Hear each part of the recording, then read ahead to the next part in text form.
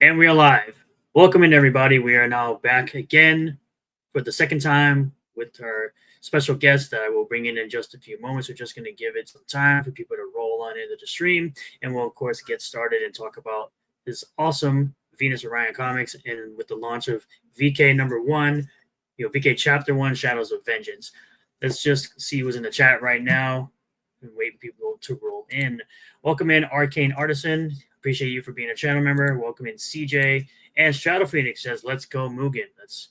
Let's go Mugen indeed. We want the man to succeed. We want everyone to be able to fulfill their dreams and have their dreams met, especially when you've had a long legacy of characters that were in the family and created by his family as well as characters he originally created.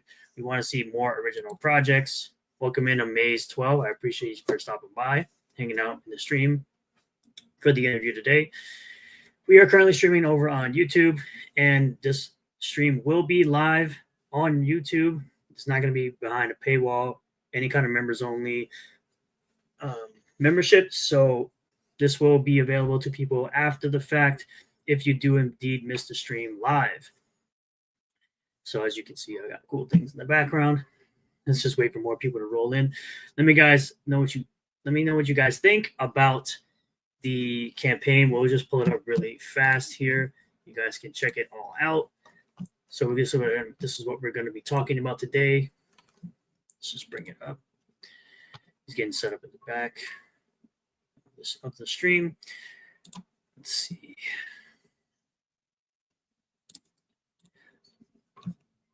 So this is what we'll be talking about. Is VK Chapter 1, Shadows of Vengeance. Welcome in. Master Hobo says, greetings from the homeless shelter. Did Mugen finally add some hobo characters in this book yet? Well, we will get to answer those questions as soon as I bring them in, our special guest. Remember, for 10 months, Garfield's was our adventure. I appreciate you, homie. Says, yo, people. Yo to you. What's up?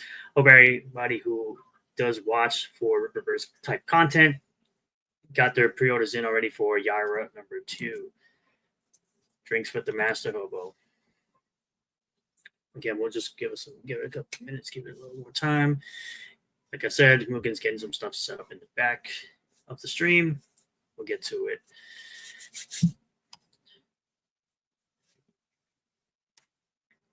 So yeah, we got the Venus Orion Comics newsletter as well that we'll bring up. This will be part of the program here, as well as the actual campaign itself. Doing very well for the first 5 days. For someone who's never launched a project like this before, I'm sure it's overwhelming for him, and I'm sure it's going to be a wild ride when it hits goal and all that good stuff. Going to launch an entire universe with this first book, of course. So, not until you get your book. Not until you get your, yeah, he's going to be very angry with Garfield's Bizarre Adventure until he gets his book that's going to take 10 plus years because equality is always everything. All right. So I think what we'll do is we'll actually bring him in and we'll start talking. Since there's been like 11 people, some good amount of people in here. I know everyone's excited. So we're going to introduce him as the Lord of the Mugens. Always talking about the Mugen type content.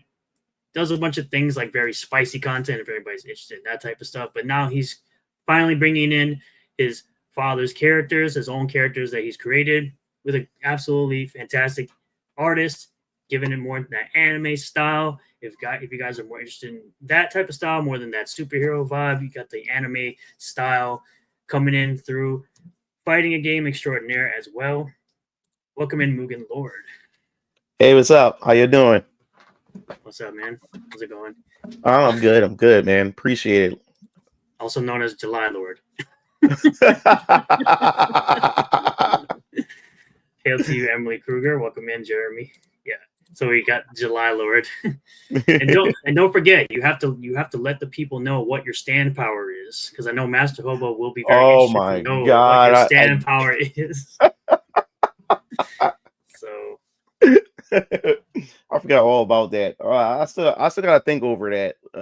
I think I want my stand to be unique, so I haven't really sat down and thought about it yet because I've been so busy with Venus Orion Comics and getting ready for this launch, and I launch Monday and everything. So yeah, man, everything just, I don't know, I just feel so amped. I feel so excited, a bit of anxiety because this is Of like course. stepping into the unknown, and everything, with this, and like 2025 in general is just going to be just one hell of a ride. Correct. Yes. Hell yeah. So I think what we'll start off with, though, we'll start here with your actual launch trailer. I would consider it at least a launch trailer, in my opinion. Hmm. So it'd be the trailer you put it out on your Twitter account Hmm. right over here, saying the wait is over. VK Chapter 1 is officially live on Kickstarter. I got to be dropping the links here in just a minute. But it says, dive into the dark, gritty world of Neo Delphia, which I'm assuming is a play on Philadelphia, Yep, exactly what it is. where vampires rule the shadows and hunters like Young Wrath fight to survive. VK Chapter 1 kicks off the epic Shadows of Ascension arc, setting the stage for the ambitious Venus Orion Comics universe, shared world years in the making. So it's more than just a comic, right? You were out there looking for people for the anime series that's going to go along with this. Yeah. This is just more than just a comedy. It just sets up everything that I want to do. Like initially, like I said before, when it came to Venus Orion Comics and when it came to especially VK, the whole goal was like I would love to have this be an anime, but animations is expensive. Like hell, even in my VK teaser trailer has like a 5 second animation, and that cost me some money just to get 5 seconds in there. So I'm sure. after talking with my brothers, talking with my dad and everything, I was like, what other way can I start to like kick off my universe or kick off my characters in VK to eventually get it into like the animation phase? So when I thought about it, I said, you know what? How about I start off with as a comic book first, introduce all my characters in a comic book so people get familiar with them, with the brand and everything. And then as it start to grow, as it start to expand, then I said, okay, then let's see if we can get some animation done, and then eventually video games. So that's what the whole idea of it was for. And even when it comes to VK was only supposed to be the only comic series. It wasn't until I began the development of VK, started expanding on the world building, the lore, and as I started crafting Neo Delphia, I should start coming up with other characters. But those characters didn't fit into the whole tone of vampire hunters. Now I'm creating characters with cyber edge technology, wearing exoskeleton suits, and everything like that. It's totally different from vampire slayers. So I was like, I don't want to create a totally different universe with this particular character. And the character I'm talking about is Neo Suit Johnny. So I was like, you know what? Let me just do what Marvel and DC do. You got Credible Hulk, you got X-Men, you got Spider-Man, you got all these different characters, but they all share the same space. So I said, let me just do the same thing. So VK is the launch pad to other series that I have in the works, which is the Foundation, which is phase 1, which is a series of 8 different comic book series to set the foundation for my universe that I have, to introduce different mechanics and everything for Venus Orion Comics. So yeah. So what would have been your initial inspiration for Vampire Killers as a whole? Was it like other vampire style anime and manga similar to like a Vampire Hunter D or Yeah. a Helsing, or like what was the Yeah. inspiration for that? All right. Good question. Good question. The whole concept of VK was something that my father and I had came up with back in 2006. Like we were big fans of Blade. My dad's a big Marvel buff and everything, but the Blade movie had really, really set the tone for everything. And then I remember the movie Van Helsing with Hugh Jackman.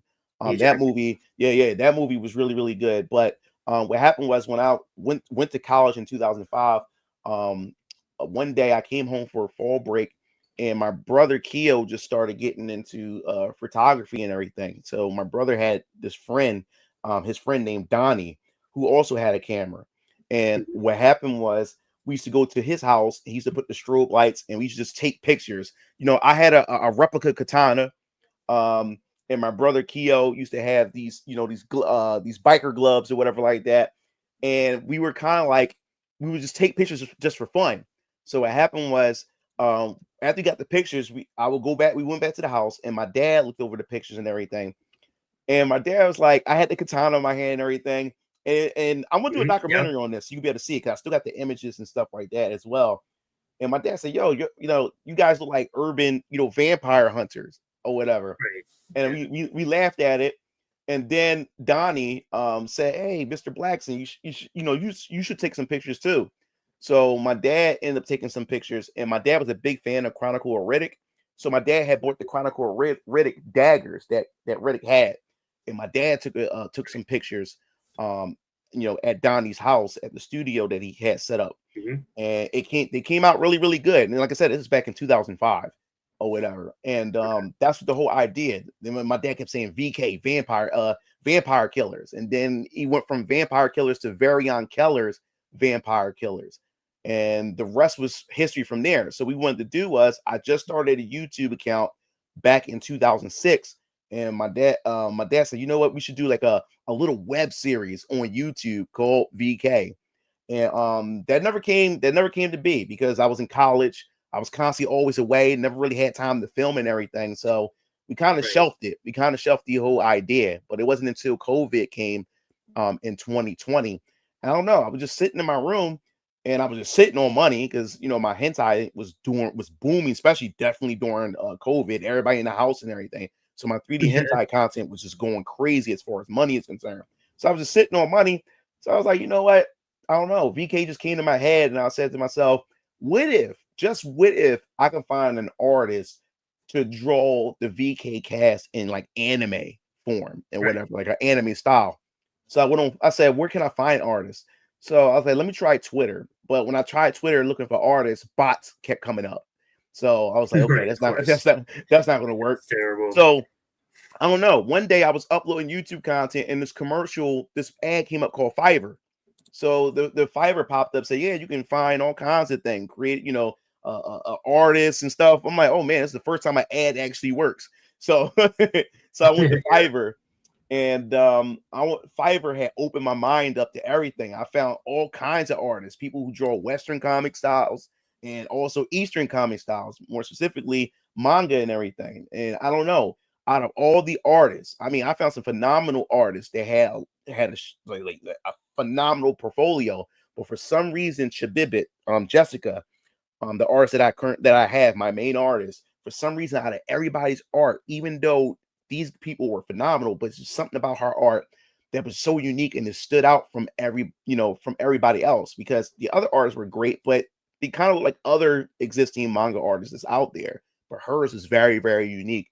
So I Right. went over to her, and I sent her a message, and I said, hey, I would love for you to draw these characters. I have these ideas for these characters. I would love for you to make them into anime style. So I took the photo shoots of my dad, my brother Keo, and myself and everything. So I gave them to her, and say, sure, I got you. So I hired her, and then within that same week, she sent me all the completed work. I was like, oh my god, it's phenomenal. But I didn't tell my brothers or my dad any of this and everything. And I put Yep. together like a little slideshow presentation, and then I called my brothers and my dad into the room, popped it on my Xbox Series X, and let it play on my big screen. And they Right. didn't know what to expect. They said, what is this? And when they looked Yeah. at it, they said, "Oh my god!" Like they just lost it. Especially my dad. My dad said, "Oh my god, oh my god, this would be a good anime, son.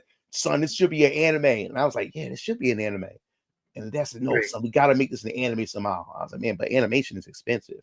But that's when the whole thing with the comic book idea came up, and then that's how VK became a thing, and the whole comic book. So my dad was like, "Okay, if you're gonna do a comic book," I was like, I said, maybe I should just go a little farther with this. I said, maybe I should start a comic book company. And Right. so I said, what should I call it? And that's when I went back to my childhood, back in 5th grade, when I wanted to be a game developer. I still want to start my own independent game studio. But I remember Yeah. back That'd in be fifth awesome. grade, yeah, it was back in 5th grade, where I had a name for a video game company called Venus Orion. That was it. It was just called Venus Orion. And that's what made Right. me go back to that. And I said, okay, instead of just Venus Orion, it's gonna be Venus Orion Comics. Mm-hmm. And that's where the whole thing came from. Hell yeah. Hell yeah. So, are you gonna do this thing where you're gonna start first with the drawings, with the manga or a comic in this case, before you get fully fledged into the anime? And will it be a 1-to-1 or will it be some changes like some race swaps? That That's like no, a part's a joke. That last part. no, that's it. No, but that's a good question because everybody asks me that. Now the thing is, I would love to build up to start my own animation studio, but if I happen to like my series get popularity to where now all of a sudden I'm getting like approached by like Netflix or any other like Crunchyroll or whatever or Funimation or whatever, whoever approaches me and would like to do like a series and stuff, I won't sign over anything unless I have creative control, because I Right. don't want you That's taking my shit and turning my characters gay or trans or whatever you're trying to do to my right. characters, and they don't, or make characters into girl bosses for no reason when they had their own personality and style and everything. Right. So if I don't have any type of creative control with like that, then no, I'm not signing off anything. I'd rather just create my own, like have my own animation studio and do my own thing or whatever like that, than to have it, sign it all to like Netflix or something like that. So that's definitely a good question.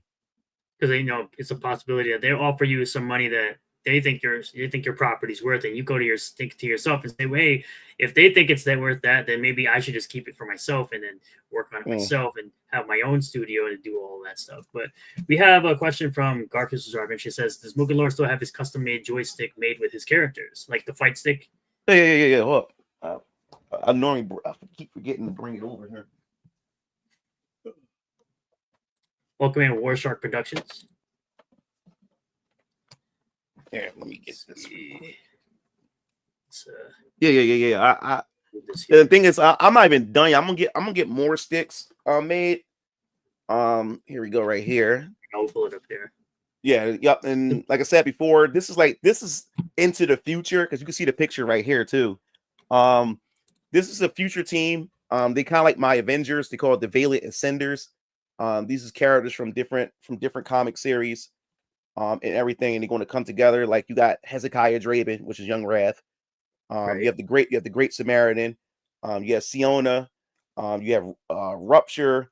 You have Burnout, and then you have Princess Adex over here. Yes, and adrenaline right here. So yeah, this is gonna be long off into the future. This ain't gonna happen anytime soon, because it's gonna be you have to get familiar with these characters as individuals first in their series, before these characters come together. But me, like I said, I've been at this for 5 years, so I'm already thinking ahead in the future. Already had concepts and ideas in the future. Like even this poster right here, I can't even tell you what that poster is, because that's way in the future too. That's pretty much a spoiler. That's how far ahead I am. That's how far you heard it ahead here I first. It's way in the future. Way in the future. That's way in the future.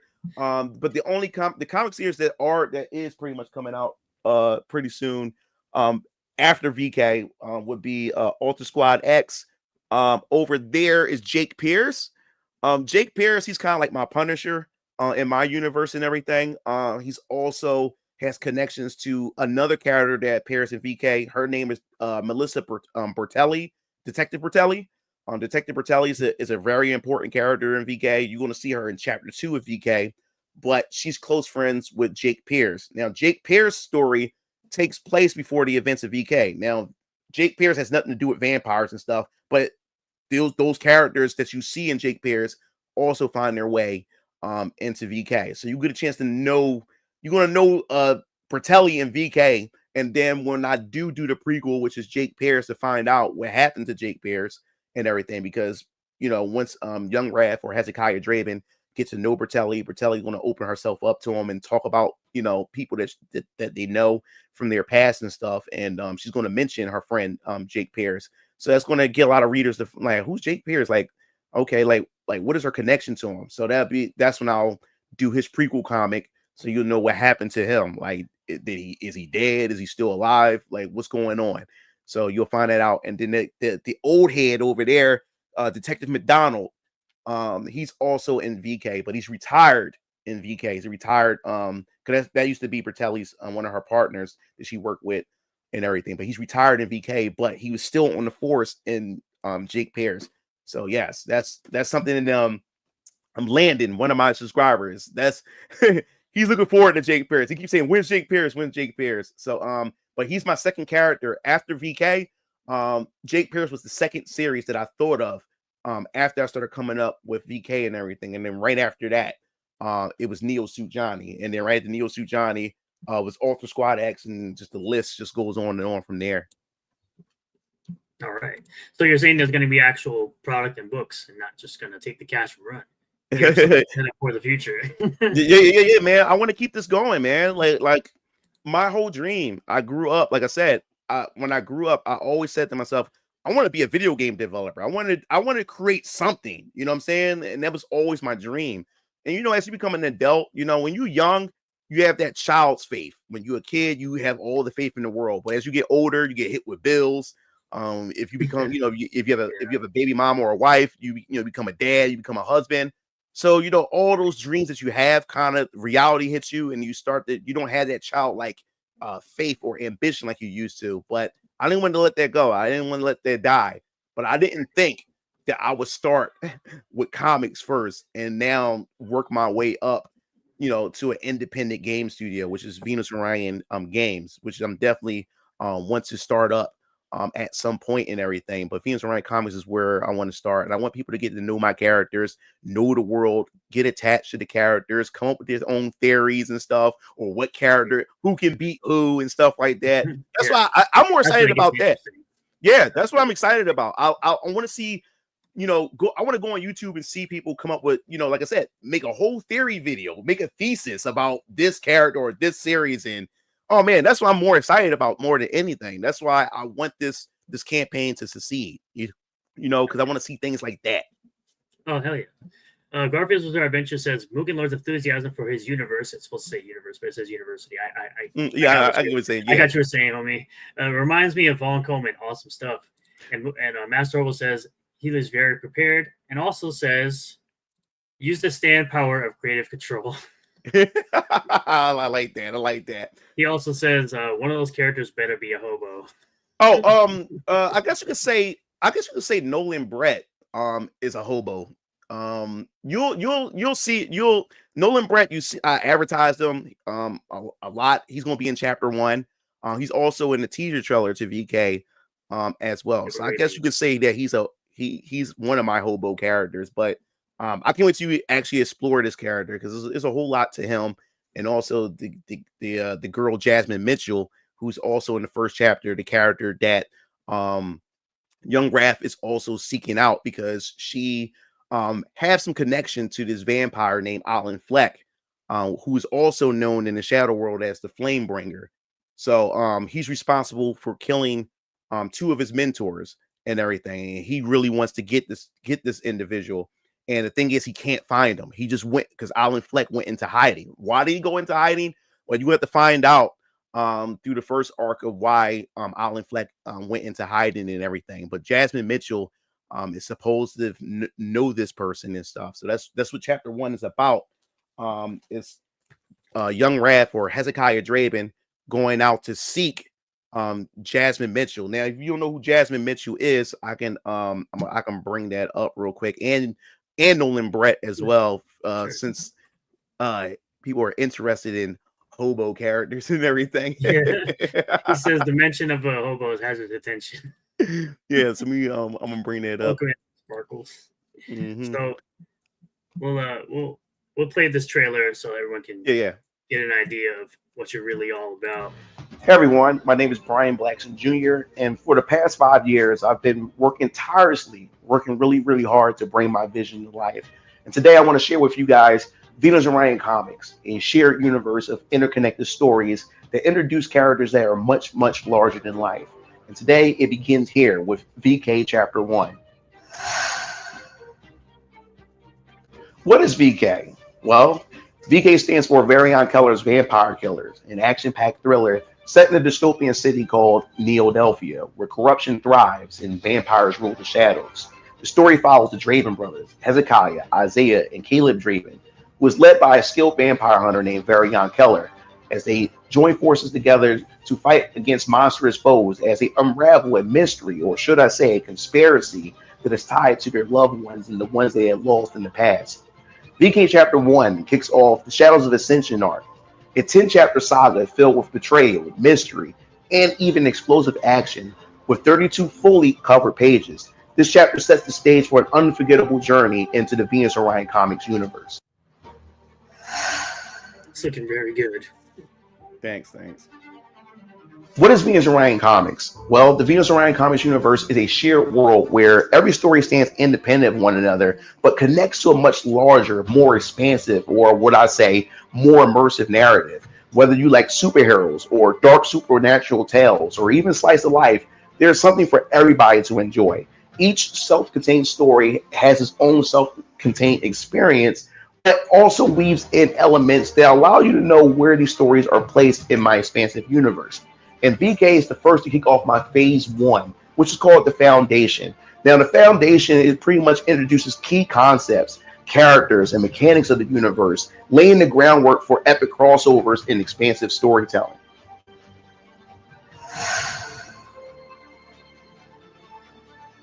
Why Kickstarter? Well, for starters, you're not just investing in a comic book series. You're investing in and you're supporting an ambitious independent comic book universe. And this campaign is not just your typical campaign. This is in fact a pre-order campaign. Why is it a pre-order campaign instead of a crowdfunding campaign? Well, to answer that is the fact is that VK Chapter 1 is already completed. I took all the risks and I paid to get this book done out of my pocket. So instead, what this campaign does is it covers the printing costs and distribution, and also, of course, the shipping fees. And whatever is left over gets reinvested back in Venus Orion Comics to pretty much finance the next books to come. And with your help, and depending on how massive and how success this is, it pretty much takes the risk or it takes all of the weight off of my pockets when it comes to paying to get these books done.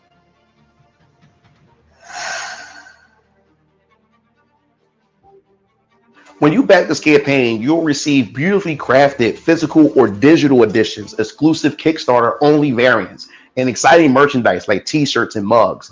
By pledging, you're not just supporting VK Chapter 1, you're joining a movement to bring fresh, unique stories to life and also to the indie comic space. So, are you ready to dive into the Venus Orion Comics universe? Let's make history together. Back VK Chapter 1 today and become part of this journey from the very beginning. And this project or this venture that I'm on is very, very personal to me because it all started back with my father, back when he was 15 years old until he became a young adult, where he started off drawing comic books. Especially, he always wanted to work for Marvel Comics since he was a big fan of Marvel Comics. And he drew his own original characters. He has his own ideas, his own ambitions. And it wasn't until I was born where my dad had became a father, and then he married my mother. And ever since that happened, my dad had let his dreams go because he grew a family where my brothers and the rest of my siblings were born. So now you fast forward to this very day, you know, who would have thought that now I'm an adult myself and even have a child of my own. I have a daughter of my own. And now I end up taking up the mantle and actually getting into comics and everything in this type of media of art. And here it is with Venus Orion Comics. This is something for not only for me, but it's also something that I wanted to share with my father. And because of that, I was able to take my father's characters and revive his characters and also incorporate them into the Venus Orion Comics universe. So this is a very big thing for me. And I can't wait to see how you guys respond and how you guys react to this and see where Venus Orion Comics is going to go in the near future. And thank you for your support and the passion and the belief in this vision that I have. Let's bring VK and the Venus Orion Comics universe to life together. And before I go, there's something else I wanted to show you because there's a whole lot that I have planned for Venus Orion Comics.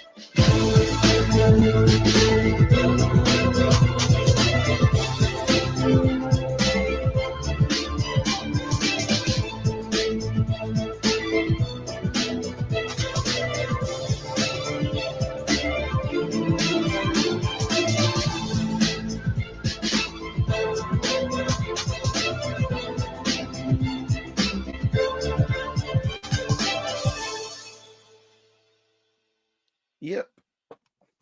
So I hope you guys enjoyed that trailer. It looks like this man is not playing around. He's got a whole universe to build and a whole lot of different characters to explore and tell you about because there's like 20 characters in that trailer. Like, oof. Yeah, and I got a lot over of designs, 100. in my opinion, very well put together. And the fact that he's bringing in characters that even his own family created is really awesome, considering that his father wanted to be a part of Marvel and DC, and now he has an opportunity to bring those characters into this shared universe is actually a cool thing. So how has all that been as far as the creation of the world, and how have you been able to successfully bring in characters that were created so long ago, it seems, by your father, Ben? How has that all been? How's it all? It's been no, dude. It's been awesome. Like for starters, what made it so easy to be able to incorporate my dad's characters and everything, because like I said, like when he first created his characters, Lazarus and Princess Adex, he had only built like the surface level of the characters' powers and abilities.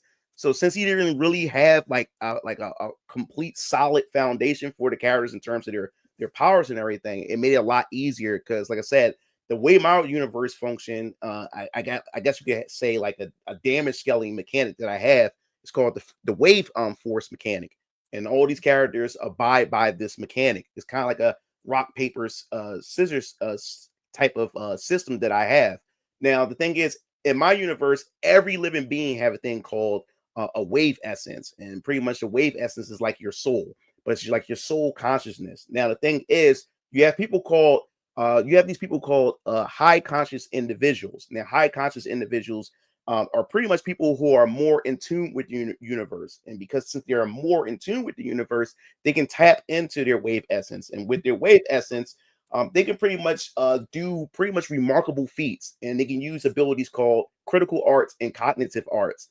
Now, every being in my universe, or every living being in my universe, have a wave signature, and it's 3 wave signatures. Now, when you're born, you're given to it at random. You don't know what your wave signature is, but this is where the whole triangle system, rock paper scissors systems come into place when it comes to that. So when it came to like my dad's characters coming in, since my dad didn't have he only at the surface level, because like I said, he stopped at the moment my mom gave birth to me. He pretty much didn't get too deep into it. So it's easy to be able to incorporate those mechanics to my dad's characters and bring them straight into the universe and make them be able to work and function together and everything. So that's how I was able to get that going with my dad's characters and put them into my universe. So there's no way that you would feel that the characters would be out of place within this universe? Oh no, not at all. Because like my dad's characters, they're Solarians, and like I said, my universe is huge. So it's not just on Earth. I got the whole galaxy. I have the whole universe. So my dad's characters are not from planet Earth. They're from planet Solaris, from a whole different planet. So I was able to incorporate my dad's planet Solaris in my universe, and then have it governed by the rules of my universe, which is the wave force mechanics and everything. So that's how I was able to incorporate that in there. And as I said before, the only thing I had at the time was only VK. So as I started doing VK, and then I was like, okay, all right, I got Jake Pierce now, I got Neo Suit Johnny, and then here's my dad's characters in there. So it was at the very, very beginning. So it was much easier to implement it, opposed to me having like a whole massive universe, and then at the last minute say, oh, I want to put my dad's characters in here. And I got to do some reworks and stuff. But no, they were brought in at the very beginning as I started creating it. So it was a lot easier. Okay, that's really great. Mm-hmm. So you'll be able to explain how all these mechanics work within the first issue of VK? Oh no. You'll get introduced to the mechanics, but I guess you say the surface level, because each issue or each chapter, it start breaking down more and more of the mechanics. With chapter 1, essentially what chapter 1 starts off with, you get introduced to Hezekiah Draven. As I said before, out of all 3 of the Draven brothers, Hezekiah Draven, he's the oldest brother. He's the more calm and collective, focused, don't really talk much and everything. But like I said before, after his 2 mentors died and everything, the Draven brothers came up with a deal with Varian. Varian said, hey, I'll help track down, your killer, if you also in exchange help me solve the murder to my colleague's death. His name is Dread Dealer. But the thing is, which I won't spoil, some things didn't go right. So right now, Varian and Hezekiah Draven, they're clashing with one another. So while the brothers were sent on a mission by Varian himself, Hezekiah decided to say, you know what? I'm going to do my own damn thing. And I'm going to track down Alan Fleck myself.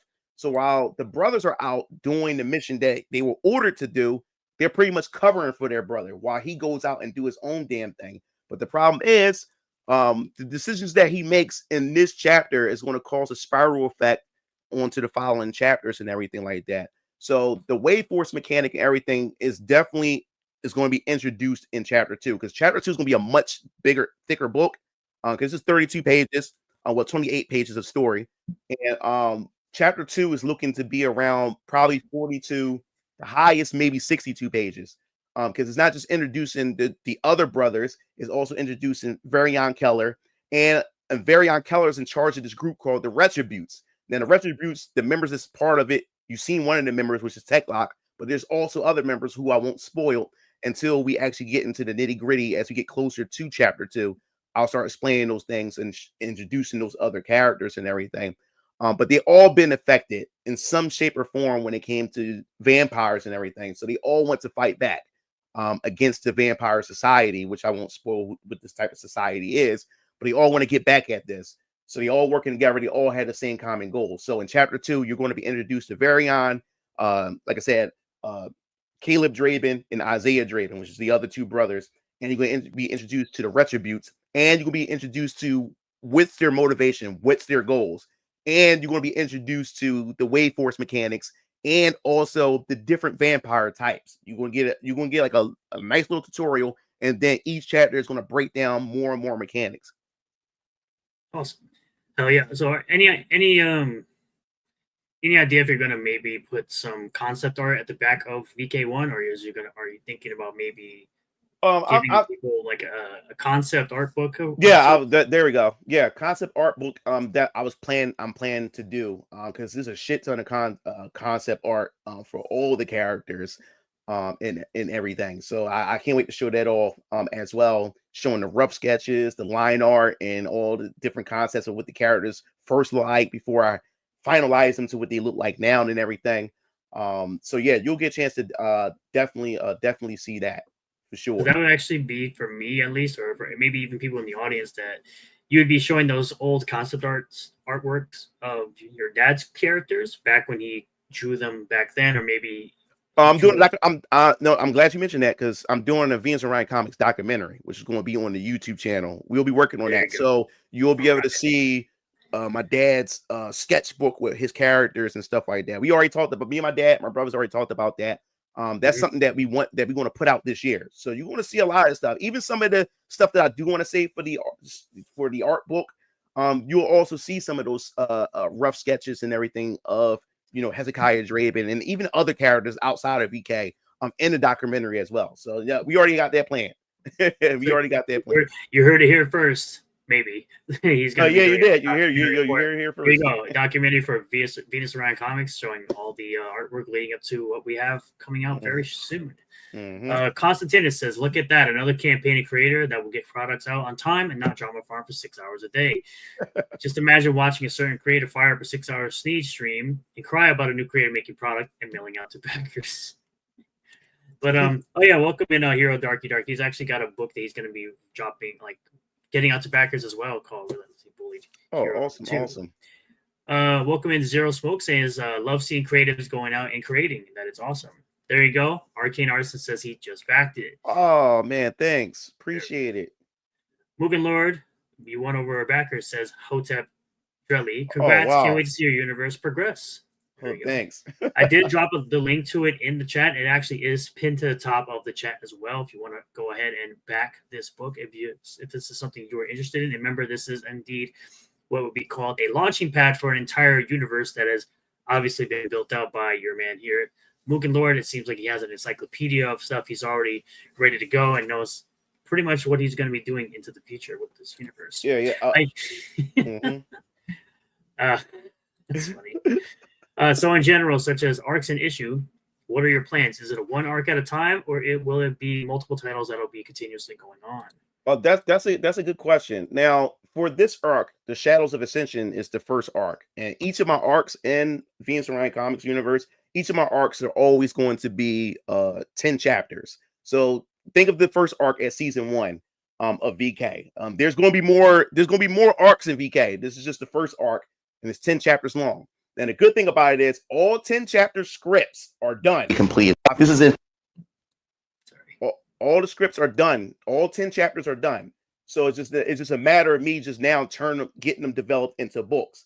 So that's another thing to speed up the process of getting these chapters out as well. So like I said, I spent the past 5 years working on different stories and everything, but VK was something that I really wanted to hammer in because it's the first series to kick off my universe. So all 10 chapters are written up.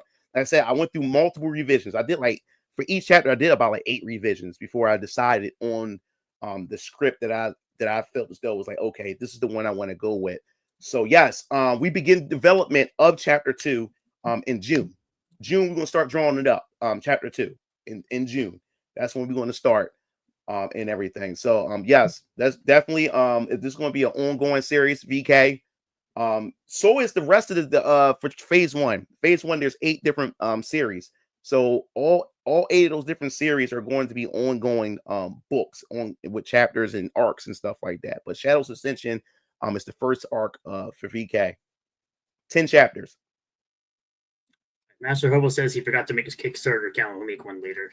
Because you need one of those to back the book. Constantine says, Mugen, if you ever get a composer for your vampire book, look up the composer for the Castlevania games. He's great. Oh, thanks. The thing is, see, that's the thing. It was so much I wanted to do for this campaign. I wanted to come out with an actual soundtrack, a 10 tracks for VK. And the plan was I was trying to get my college friend, because I went my friend Lucas. He's a music major. He graduated with a music degree, and he does orchestra music, all kinds of music and stuff. So I wanted to hire him, but he became a dad, and then he just disappeared off of social media. And he changed. He had a different phone number, so I haven't get a chance to get in contact with him. But when I did get in contact with him, we kept tagging each other. I would text him, and then he would respond weeks later, and then I finally catch the text, and then oh shit, he responded to me on Facebook, and we keep missing each other. But I wanted to get him to do the soundtrack for VK. I was hoping I was going to have the soundtrack out for this, it's a pre-order bonus or a goal and whatever like that, but that just didn't turn out that way. And then he actually put the name in the chat. Michiru Yamane is her name. So we're gonna circle back to this right here, because I know you mentioned these characters. So we're gonna talk about them since you're gonna be sharing your screen. Yes. And just kind of give you a little backstory on these 2 characters, as I know you were mentioning them earlier, Nolan Brett and Jasmine Mitchell. They'll be seen in VK issue 1, I assume. Mm-hmm. Yep. Yeah. The VK issue 1, chapter 1. Yes, it centers around Jasmine Mitchell. Now you'll be introduced to Nolan Brett too. I won't spoil their connections and how they know each other or whatever like that. But everything that transpired, or everything that's going to take place in this arc, or just the series in general, is all because of Jasmine. I won't spoil why or how or whatever, but you want to find out at the end of this chapter. Now the thing was, people ask me why is this why did you do 32 pages instead of more pages? I was one is what my pockets could afford at the time. That's why when chapter 2, I'm spending more time to get more pages and stuff like that. But after having trusted people that I had read it, like I said, I had 8 to 9 different revisions of the first script for chapter 1 or issue 1, whatever you want to call it or whatever. And people read through each of the different revisions, but this particular revision that I wanted to go with, they read it and they was like, damn, that's fucked up. Oh man, I definitely need to see what's going to happen, throughout the rest of the arc after how this chapter had ended. So as I said before, Hezekiah Draben, he's hell-bent on wanting to find Jasmine Mitchell in Techlock. He's going against Varion's wishes as well, and he's going to help Hezekiah Draben find Jasmine Mitchell. So these two are going off the beaten path when they're not supposed to. So yeah, when he meets Jasmine Mitchell, what's going to happen? You want to wait and find out what's going to happen. And how does Nolan Brett, which is, I guess you would say, my hobo character, because he technically is, I guess you would say, a hobo in a sense. But when it comes to these 2 characters, man, I can't wait till you guys get to understand these characters, get to know these characters in their backstory. And the thing was, to be honest with you, throughout my revisions, like each revision that I had, they weren't Jasmine Mitchell and Nolan Brett weren't supposed to have like a big crucial role in VK in general. They was pretty much just knockoff characters that was, you know, something tragic was going to happen to them to set the story up and move on, and that was it. They were pretty much like NPCs when I written them out at first. But what happened was, when we got into the phase where I got to the phase where it was time to draw the characters, my artist asked me, so what's their personalities? So I gave them their personalities and gave them, you know, a bit about their backstory and stuff. And this woman, she draws the characters. And after she got done, she presented them to me. I said, man, these character designs look dope. I said, no, I was like, yo, I can't just now that they can't be throwaway characters. Like I like their designs. I like how she drew these characters. These characters, their facial expression, everything about them has personality.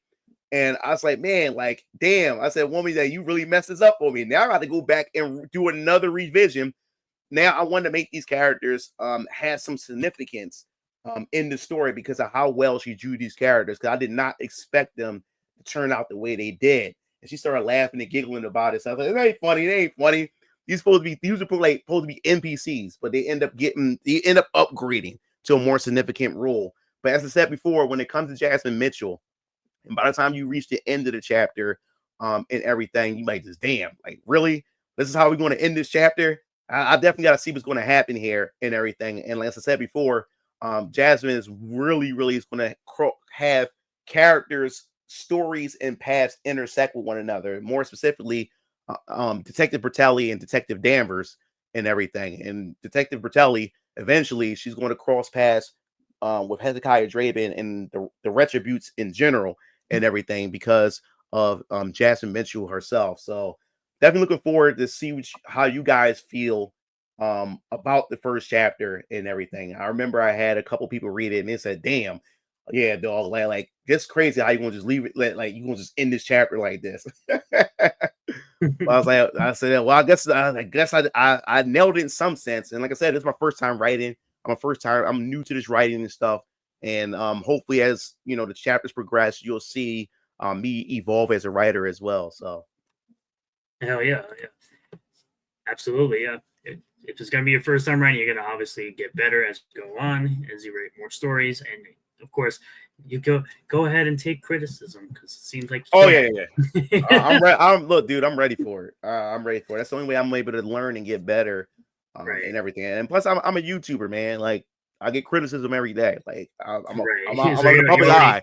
You already got the thick skin going for it. Yeah. I've been YouTubing since 2006. Like so, I'm used to it. Oh yeah. Constantine says, as an artist, the one thing that I look at is the design and silhouette of characters. Nolan and Jasmine's designs fit for the book setting. Yep. I was not. Thanks. Chabibit Jessica, she just did a good job. Like I said before, when it came to these characters, I said they're gonna be just NPCs. And the thing about my artist too, like she has a hard time making characters who I want to be side characters or NPCs. They end up coming out like their designs end up coming out pretty good. It's kind of like I was talking about before. The thing about Grand Blue Fantasy, especially Grand Blue Fantasy Relink, when I first got introduced to Grand Blue, I said, damn, every character design. Everybody look like a main character. Like everybody can have their own spinoff because of how all these character designs look so badass. So I got into this situation with my artist too, where like even when I went NPC, she ends up drawing the characters looking like main characters, or they can be part of the story. I'm like, God damn, woman, like, can you like just turn it down a notch for some of these characters? So that's what ended up happening with these two characters. Now they can't be NPCs; they have to be part of the story because of how well she crafted these characters for me. But when you get an artist that's truly passionate about what they're doing and what universe they're drawing, you know, you can't stop them. You gotta let them just dish it out. You stop them, and then you're gonna screw it up. Yeah. Master Hobo says, I pressured Mugen to make more Hobo characters, and it worked. Master Hobo also says it's a great problem to have. You know, definitely, I agree. People wanting, you know, to see more. And Garfield's Bizarre Adventure asked, was there any pressure from people on social media to make the characters more quote unquote diverse? Oh no, that's a good question. That's a good question. I had encountered this on my YouTube channel when I was talking about Venus and Ryan comics, and I encountered this on my X and my community tab on YouTube. On my YouTube video, somebody was bitching and complaining about saying that I didn't have enough black characters or whatever like that in my in my universe, or the characters that that were black, they were too light. They wanted some dark black people or whatever like that. So, you know, the thing is, I didn't even really argue about it. I said, yo, this is my universe.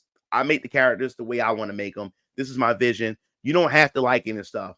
And then, of course, my subscribers came in, you know, told the dude, like, shut the hell up. And besides, the first comic book series to kick off the universe are black characters. Like come on, like that's what I thought. But like, again, I don't notice. I'm not really looking at the skin color of the characters. Exactly. I just want the characters to be interesting and relatable, and characters I could, you know, have memorable moments with them. I don't care what the skin color is. I never had. Exactly. And then us back in the 90s, we looked at Barrett Wallace and we were like, we didn't really notice, like, really care that he was black. We just liked that he was the character that he was. Mm-hmm. Yeah, man, he was relatable. Yeah, man. And I had other complaints where you had some people that were saying that my female character designs were too safe, while others were saying that I'm sexualizing the characters. And it also made me learn that you can't satisfy everybody. You can't. No, you're not. That's why I said this is my vision. I'm going to draw the characters. I want to have my characters drawn the way I want them drawn, and I'm going to have designs the way I want to have them. I'm not here to cater to like anybody. This is my vision. You're either going to like the vision that I put out there, or you're not going to like it. And if you don't like it, that's fine. You know, it's just not your taste. You know what I'm saying? But this is what I want to do. You know, so when I seen that little argument on my community tab about it, when people were saying that, oh, some of my designs are too safe, I'm like, what? But this person is saying that I am sexualizing the female character. I say, you can't please everybody. I would say, I'm just do my thing. And I think that's what every creator should do, especially what's going on within the culture war with gaming and everything like that with these developers. Create the shit that you want to create, because you can't make everybody happy. Somebody's going to get pissed off in the process, you know? Yeah. So just do what you got to do. And more than likely, it's the people that never really cared about your project at all. Exactly. They just want to have some kind of input and change with you, what your original vision was. Mm-hmm. You shouldn't have to compromise your original vision because somebody asked. Constantine says, anyone who is complaining about quote unquote black characters in your book don't care about the book, nor will they buy it. They're just helping smoke up their own. Yes. What's up, Angel for Renaissance? Is another independent creator who's going to get books that you can actually buy. You know? Oh, awesome. You know Chloe says she got hers in the other day. Love the energy and making her want to take a shot. Thanks. Hero the Architect says the only way to improve in your craft is to just do it more. Exactly. True. The Master Hobo says, I'm too afraid to back this Mugen because I backed Von Cloudman's book and he destroyed my car. Will you do the same? I also backed Von Coleman too as well. I got the the catch-up packs. I got issue 1 and I got issue 2 as well. Issue 1 is very well done. Yeah. Well, dude, I seen the artwork the first time of the first issue. It was just the fact that I was wondering like when he's going to do the crowdfunding, but I never kept up with it. So I was like, damn. So by the time I seen that it was already done already, I was like, damn, I missed it. But for some strange reason, he popped up again for issue 2. That like, yo, I just started the crowdfunding now. So I was like, all right, I better hop on this. I gotta get this because the artwork looked phenomenal, and that's the thing that drew me in. I said, now I need to know what these characters are about just off the artwork alone. So I got the issue 1 and 2. So yep. Hell yeah. Best rule I ever lived by, quote, I do what I want. Mm-hmm. And Angels of the Renaissance agrees that you cannot please everyone. Sure can. I'm gonna say it. This is a guy who's gonna put out a 252-page book for $10. Oh wow. Yeah. Wow. This man working hard. Like he's already done with volume 1. He's already working on volume 2, and his line work is fantastic. I can't wait to get it. It's going to be on the Shopify store. I will be posting about that when that goes live. Awesome. Yeah. I definitely want to keep up on that too. Oh, awesome. Constantine says, sexualizing characters, quote unquote. They said, Mugen, remember, these are the same types that go and have a stash of safe, horny content. Throw a fit if someone laughed at this stuff. And they probably bought a couple of MugenLord stuff. They just won't tell you. Exactly. Bought some of his animations. They just won't tell you. Exactly. I remember the last time. I remember the last time MugenLord, me and you talked, and you were talking about how you got a lot of sales for feet for some reason. Yeah, well, most of my content, hentai content is foot fetish themed, and everything. It's a niche, and me having a foot fetish, it just worked or whatever like that, because there's not a lot of it in the hentai space. So I found my niche, and all my fans, they love it because they said, "Man, we finally have a space." Because I mean, foot fetish guys, we get clowned on. we get clowned on and shit like that. So he said, "Oh man, Zalis, because that's my alias in the hentai space, Zalis." He said, "Oh man, Zalis, you created a space for us and everything, and we all enjoy the same stuff." So I was like, "Yeah, man." And it does get funny because every once in a while I would do like a Fuda female like type of animation or movie or like that, and then I will all of a sudden get flooded with Fuda fans, and then they would, since they found my Fuda work, they think I'm a Fuda artist or whatever like that. And then when they come in and go to my Patreon or they buy my content, they say, "Man, what's this feet shit?" Or whatever like that. Why every video got I said, well, if you was paying attention, if you go and stop being horny and actually read the description, you know that I say that it's all my content is foot fetish censored. And I'm not gonna like throw away my fan base in the community that I established just to please this side over here. No. If you want Fuda stuff, there's a bunch of Fuda stuff over there. There's a shit ton of it. You will never go out of that shit. Cook X84 with the $5. Thank you, my friend. I appreciate it. It says, this guy seems pretty dope. For backers and contest winners, would you consider adding their OC as an award in the future? All right. Well, this is the thing. I was about to say something. I have an art kind of. What's up, Cook? Cook. That's my boy right there. I forgot to mention that there is an art contest. I announced it back in September, I believe it was. Like you can draw any character. You can draw any character that you want from the Venus and Ryan Comics universe. And there's first, second, and third place prizes, which you'll get. First place. You would actually get your fan art on a shirt, and then you have the other shirt, whichever shirt it was in the first place slot. You also get a mug and a tumbler or something like that. And I can't remember what the other two places are, but yes, when it comes to winners and everything, I would like to do something like that. I don't mind if somebody have like an original character, and that I think that I think that'd be awesome. Somebody original character in the universe or whatever like that. I think that'd be awesome. But yes, the contest itself, the art contest, ends by the end of this month, and then I'll announce winners in February. So if you guys want to hop in the art contest, you still have time. It doesn't matter how good you are as an artist, just give it a shot. It doesn't hurt. You can win some free shit. That's awesome. Yeah, this is actually the first time hearing about that contest. It's crazy. Garfish was our adventure says, by the way, thank you again, Cook, for the $5. I appreciate that, my friend. Garfish was our adventure says, will MugenLord be going to conventions? I'm pretty sure you've been to some already, right? Yeah. I've been to some last year. Well, this year, Brooklyn Comic-Con, was that you? Yeah, Brooklyn Comic-Con. Yeah, I went to Brooklyn Comic-Con. Then the year before that was the J1 Con and stuff. This year I'm doing some cons again this year. Now, my brother Keo, he's the one that handles the registrations and stuff. So I don't know which cons I'm going to, like, off the top of my head, which cons I'm going to be appearing at with my brothers, because they have their own t-shirt business, which is Striking Keo Tees. So Striking Keo Tees and Venus and Ryan Comics will be going to cons together. Now, the one that I do know, well, two of them I do know. I can't remember the name of the first one. That's going to be in March at King of Prussia. That's in Philadelphia. So I'll be there. And then the other one is Too Many Games. That's also in Philadelphia, where I live. Yeah, that's actually one I want to go to this year. Yeah. So we applied for that. Now we're just waiting for them, Too Many Games, to get back with us to see if we got accepted or not or whatever. So we're gonna just remind me. I want to go to that. Yeah. It's not, especially us as vendors. That table costs $675 fucking dollars. But yeah, together with me and my brothers and my dad, we put down on it together or whatever.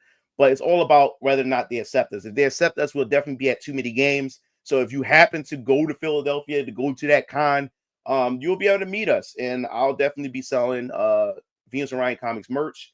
I'll also be selling the base cover because I'll have some convention books on hand. It's only the base cover because the other 3 covers right here are campaign exclusive, which is cover D right here. If you haven't seen cover D, you open it up and it makes one full cover. And Yep, also, that's the one I got. Yeah, it foreshadows events either in the book or foreshadow future events or whatever. And this is going to be the theme for every chapter D in VK. It's always going to be this theme. It's always going to have clues and hints and stuff like that. And as I said before, if you haven't seen this, the artwork, there's sample pages on my in the Kickstarter itself, so you can see what you're getting yourself into. We're actually gonna get into that just a little bit. And everything. But yes, this is these 3 covers, and this is cover B. This is also a series where every cover B in VK is going to be like a face portrait. So if you want to collect the different face portraits of different characters, and also every chapter is going to be a different color. So right now this color is blue, but each chapter is going to have a different color theme as well. So Young Rav, Hezekiah Draven is the first one for cover B for the first face portrait. I'm not sure if it's going to be Keo or Strike or Varian. Varian going to be chapter 3 face portrait for B, but I know for chapter 2 is either going to be Keo or Strike. I'm not sure. And then of course cover C right here, the monochrome color that my artist did. She did a good job on all 3 of these covers. But yes, these are campaign exclusives, meaning that after the campaign is done, you'll never see these covers again. So this is the only cover that's going to be reprinted. So I'll definitely have some on hand at conventions and everything. So if you happen to be at a convention, you'll be able to snag a copy of this as well. Kaku says artwork looks Korean AF. Yeah. This is the thing. I like knowing like meeting my I was like I never knew like a difference in style and everything, but when I met my artist and stuff, and she was telling me about, I didn't know what webtoons was. Like I said, once I met my artist, she started introducing me to like different art styles and what different things are and stuff like that. So when I started showing some of the artwork, people said, "Oh, man, it has like a Korean art style to it and stuff." So I said, "Oh, it does." And this is all new to me, so I never knew that. So when I started looking at different webtoons and stuff like that, I said, "Oh, this is what people are saying why it looks like that." Yeah, I guess because she did say that she had a webtoon series, but she never finished it because it was her and her best friend who's also an artist, and something happened with those two. They didn't they had to fall out with each other, and that's why it never went anywhere and everything. So yeah. All right, awesome. Mugen Master Orwell says art contest. I need to get some napkins to start drawing. Yeah, man. Like I said, you can start. You can do it. You can do it whenever you. And like I said, it's over on the 31st and everything. So you still got time. Not Kevin says there's worse shit that you can like than feet. Oh yeah. I mean, some people like armpits and shit. So. All right. Jacob Jackson says MugenLord is a light-skinned black writer, also covers C&D. Look dope. Master Horrible says, do you ever plan on making your own con? Hashtag MugenCon. I mean, I would love to, man. Like I said, nothing is off the table, man. I there's a lot of things that I would love to do. At one point, I wanted to create my own local, like for fighting games, for the fighting game community. I wanted to do my own local tournaments where people come together. We got a bunch of consoles, bunch of setups, and try to do weeklies and stuff like that. It's a lot of things I wanted to do, so it's not off the table. Let's see what else we got. Oh yeah, Zero Smoke says oof to 675. Master says I normally take change, but I'll happily take a Venus Orion comic. Garfield's Bizarre Adventure says the books actually exist. I know Renown's waiting years for multiple campaigns. He backed a while ago. Yeah, I'm waiting for Wonder Island and Rainbow the Brew.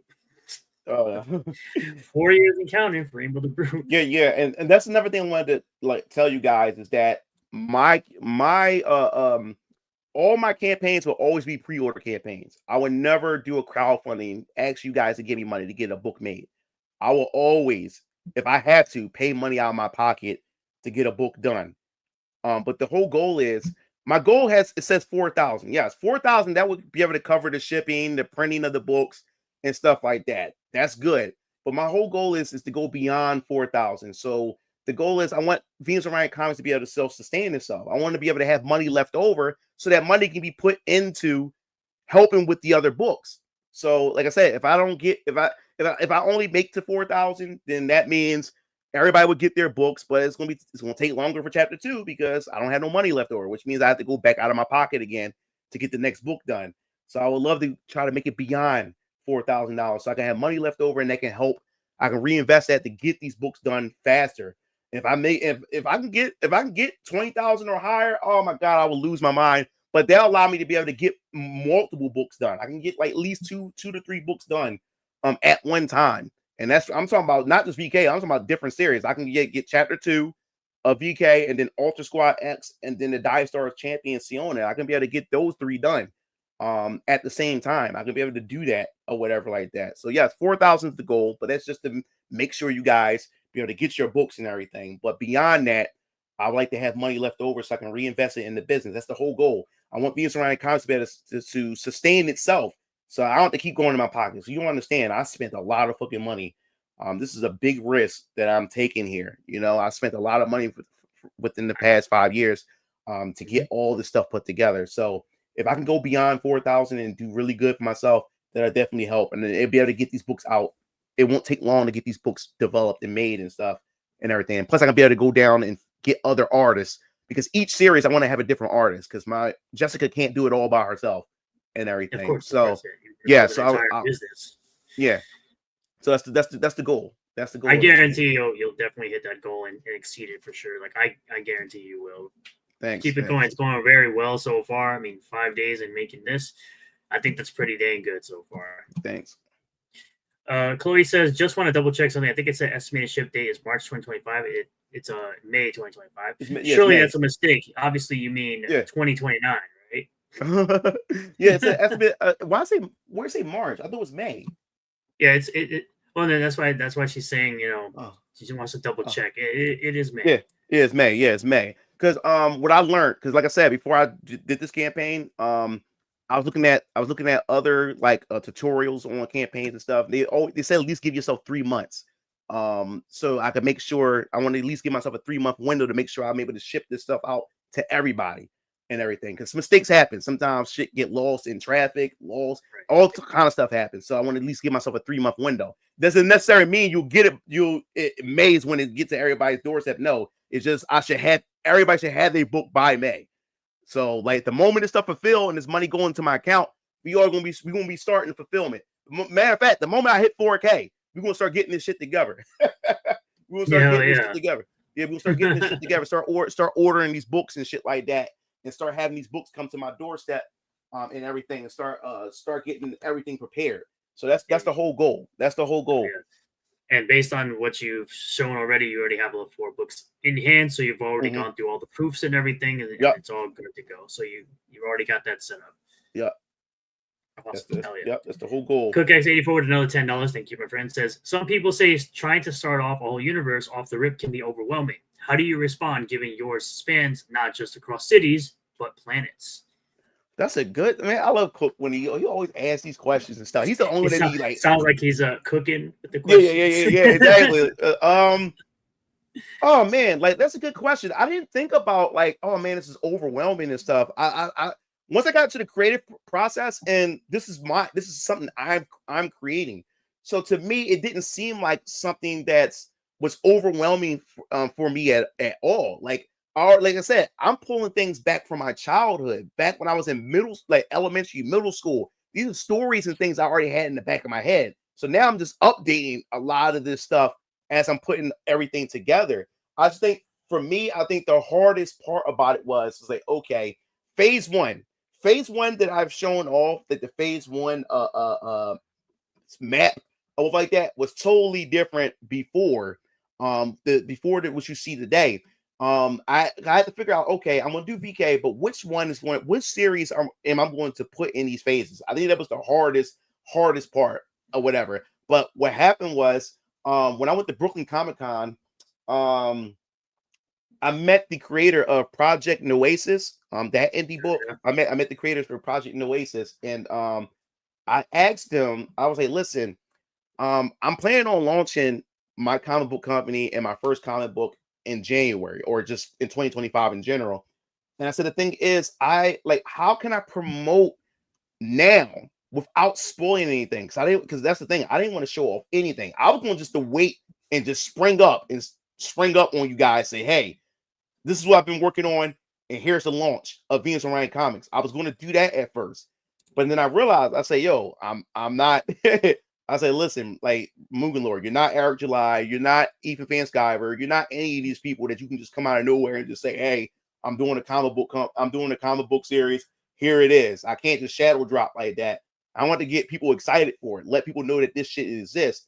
So during the summertime of last year, I said, okay, it's time to start putting this stuff out, start letting people know about Venus and Ryan Comics. And when I did that and started posting my characters, when I started seeing the excitement of what people like when it came to the characters, that's what made me realize that, okay, this series should be in phase 1. Oh, someone like Siona, like, people get hammered, like, we got to see this. Like, this sounds interesting. I said, okay, Dice Star Champion Siona, phase 1. And then when I started posting up other stuff like Ultra Squad X, people went crazy over Ultra Squad X when I first revealed it. So I said, okay, this is going to be in phase 1. So that's how I was able to organize what I want to put, or how I want to, like, kick off this shared universe. But other than that, no, I didn't find it hard or anything or stressful or whatever. I was just excited. This is mine. So I just want everybody to get a chance to see it. Hell yeah. Yeah, that's the best part about it, is knowing that it's your thing and it's no one else's. No one has the creative control over your thing. Yeah. Mm-hmm. The stressful part about it. Yeah, the stressful part about it is that I can't get this shit out fast enough. It's gonna be a while before you see some of these characters, man. Like I'm only one person, you know. I'm not rich, so I wish I was rich. If I was rich, man, like, I would already probably have like 5 books or 5 series already done and complete, and then just launch this shit and then do like a scheduled release of each book and stuff. If I had the money, if I had money like that would have been the thing. You know what I'm saying? We get it, though. We definitely get it.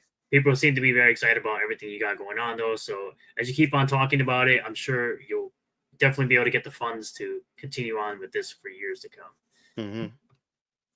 Zero Smoke says, if I did a book, I'd want the art style to resemble something from a manga, a style somewhere between the artwork of Akira Toriyama and Kentaro Miura. Yeah, that's Kentaro Miura, man. We lost a great artist with that guy for sure, with Berserk. And Akira Toriyama, man, Dragon Ball has been such a crazy long-running series since the 90s. Holy crap. Yeah, I remember watching it on VHS in Japanese. Oh yeah. Well, my first introduction to Dragon Ball Z was the Japanese.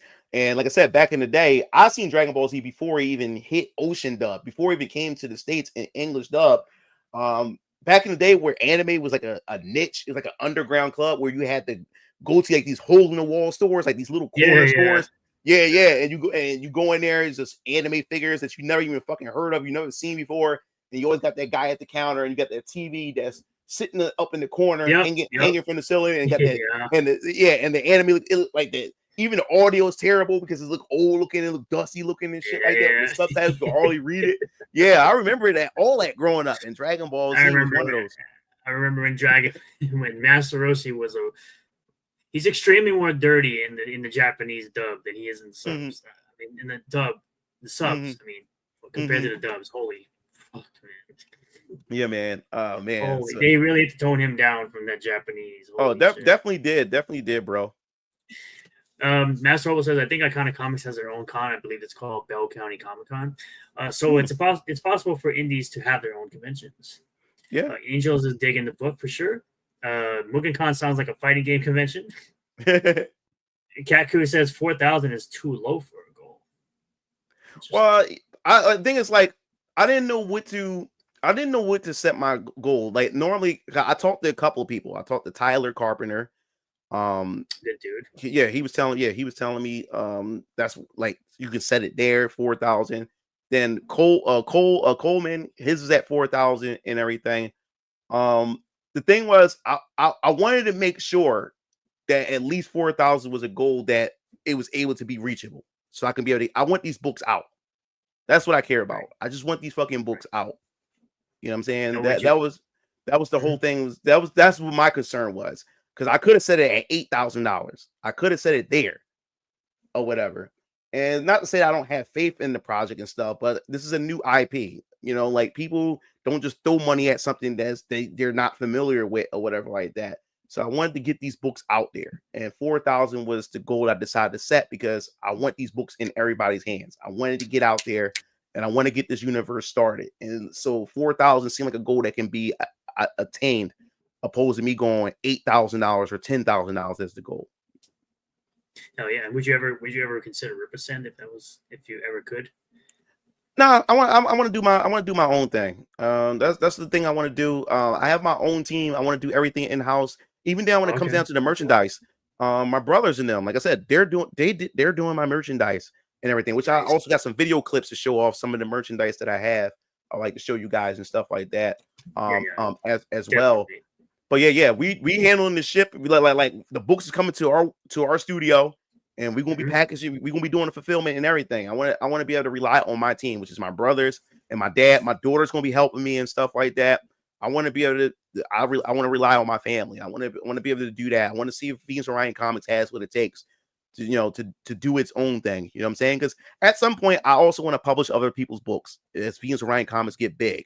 You know what I'm saying? I want to be able to do the same thing as well. But Venus Orion Comics, yeah, I want to be able to do that in the future at some point. You know what I'm saying? So yeah. All right. Chloe says, "You mean I'll be getting the book this year? Impossible." Garfield's Bizarre Adventure says, "Of course you're not Eat the Van Skyver. Your books actually exist."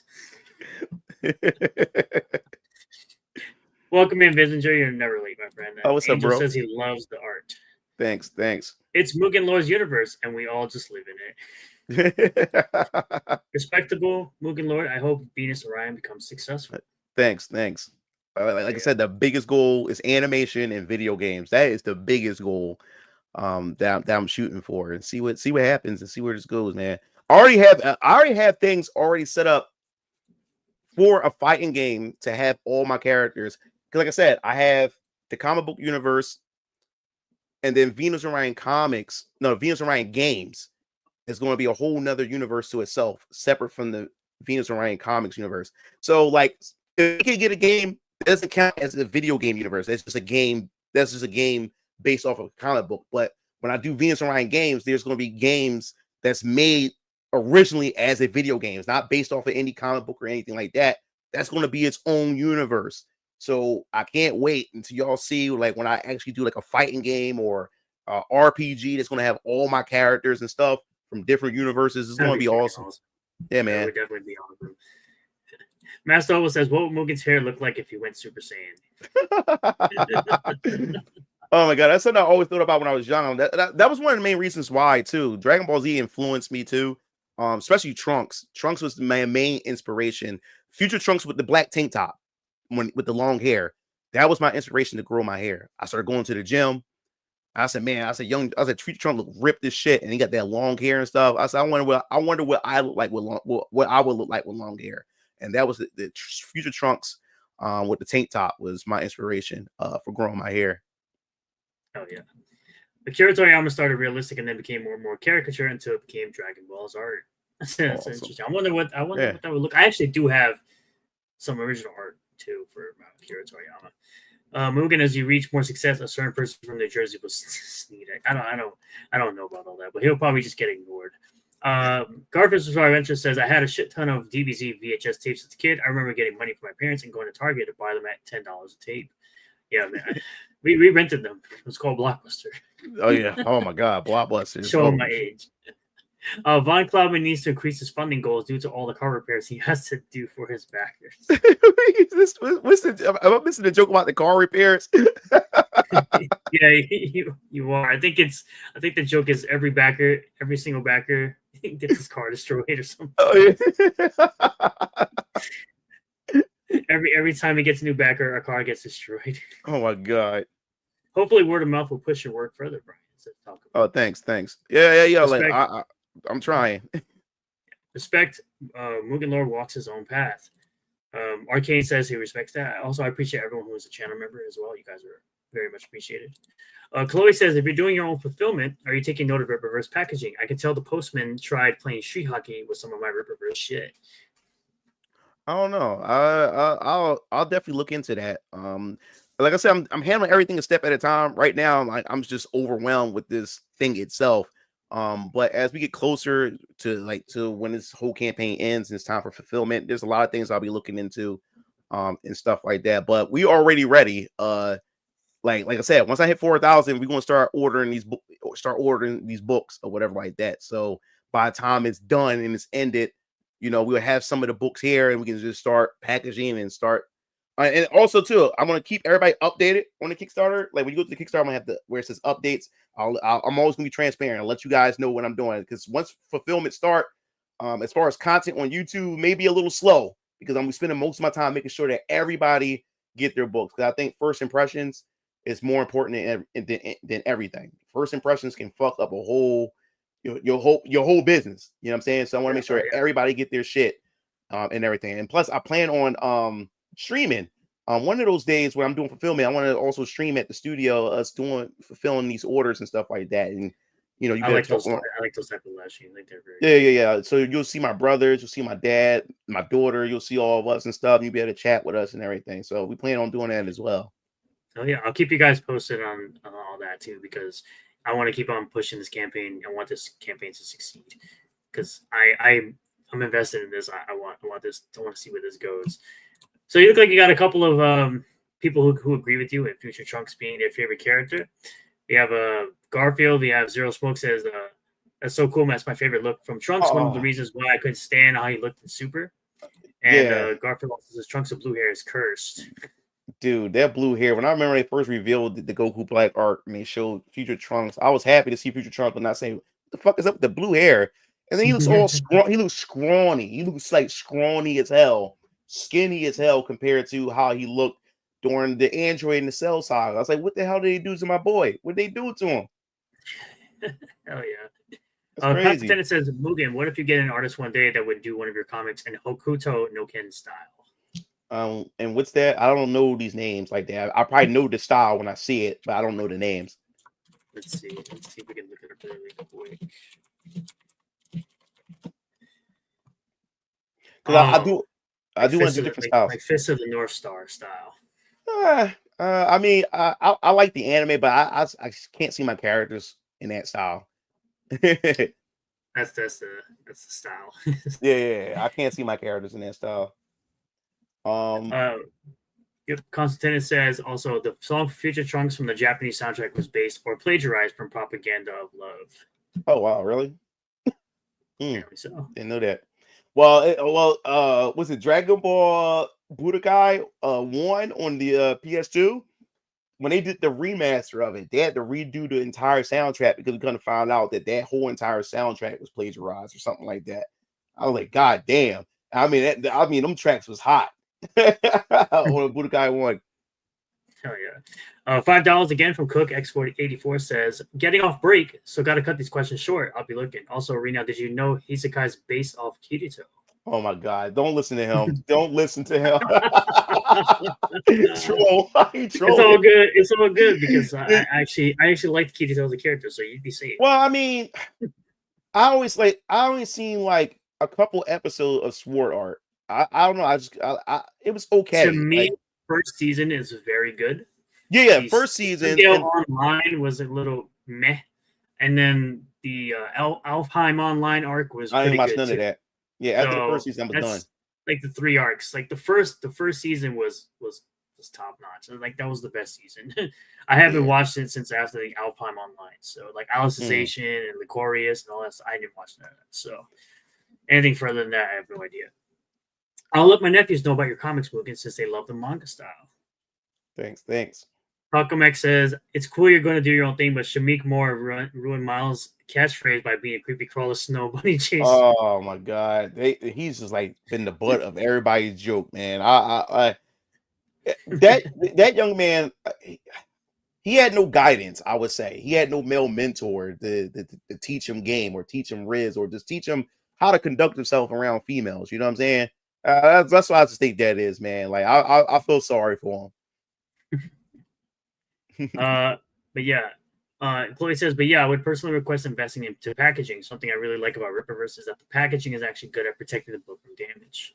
I'm sure he'll definitely be about that because, as he said already, first impressions are everything. And if his first impression is that you get a damaged book, I don't think that would work well for him. At least, in my opinion, I think he is definitely looking to give the best impression he possibly can so that people will continue to invest in his universe.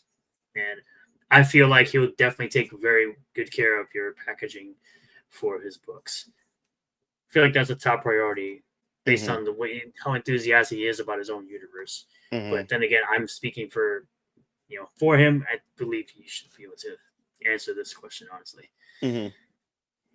Yeah, man, it's exciting, man. Creating a universe, and like I said, I know Eric is like he's happy every day he wakes up, saying like, "Yo, like this is my universe," like, and just seeing everybody just enjoying it and stuff.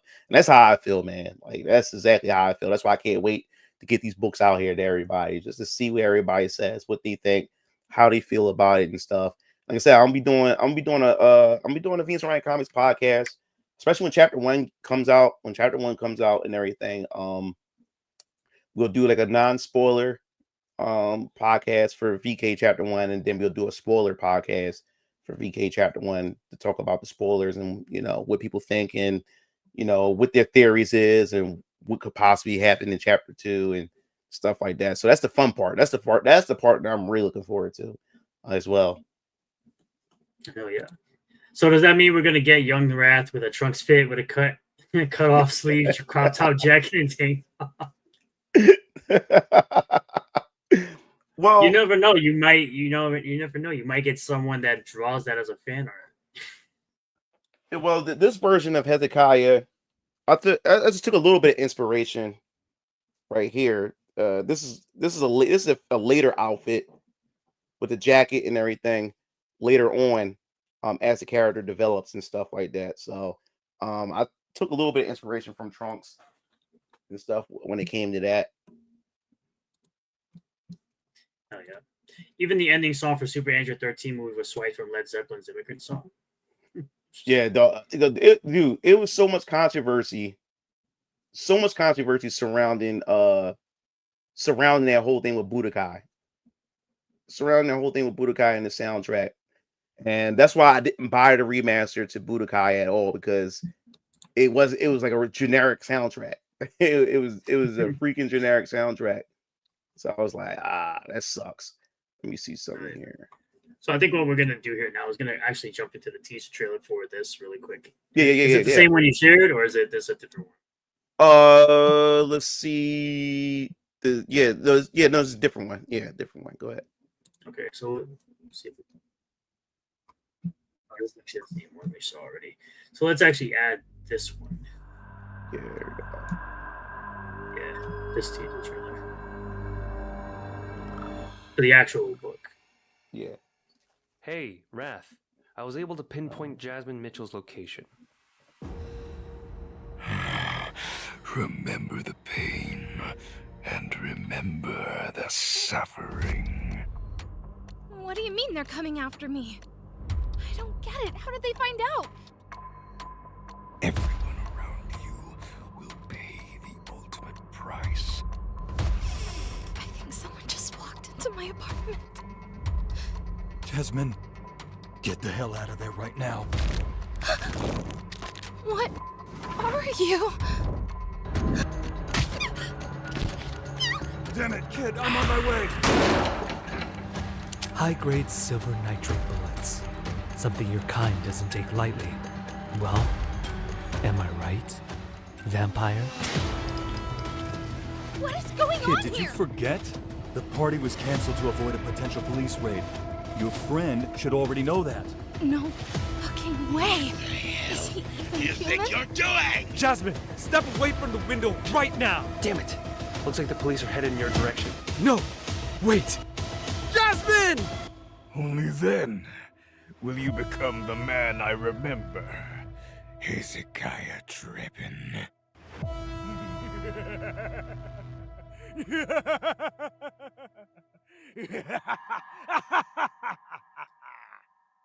Yeah, I would say Yeah. based on what I heard a little while ago with the House of the Dead 2 remake, the voice acting in this is a lot better. I'm sure it didn't cost nearly as much.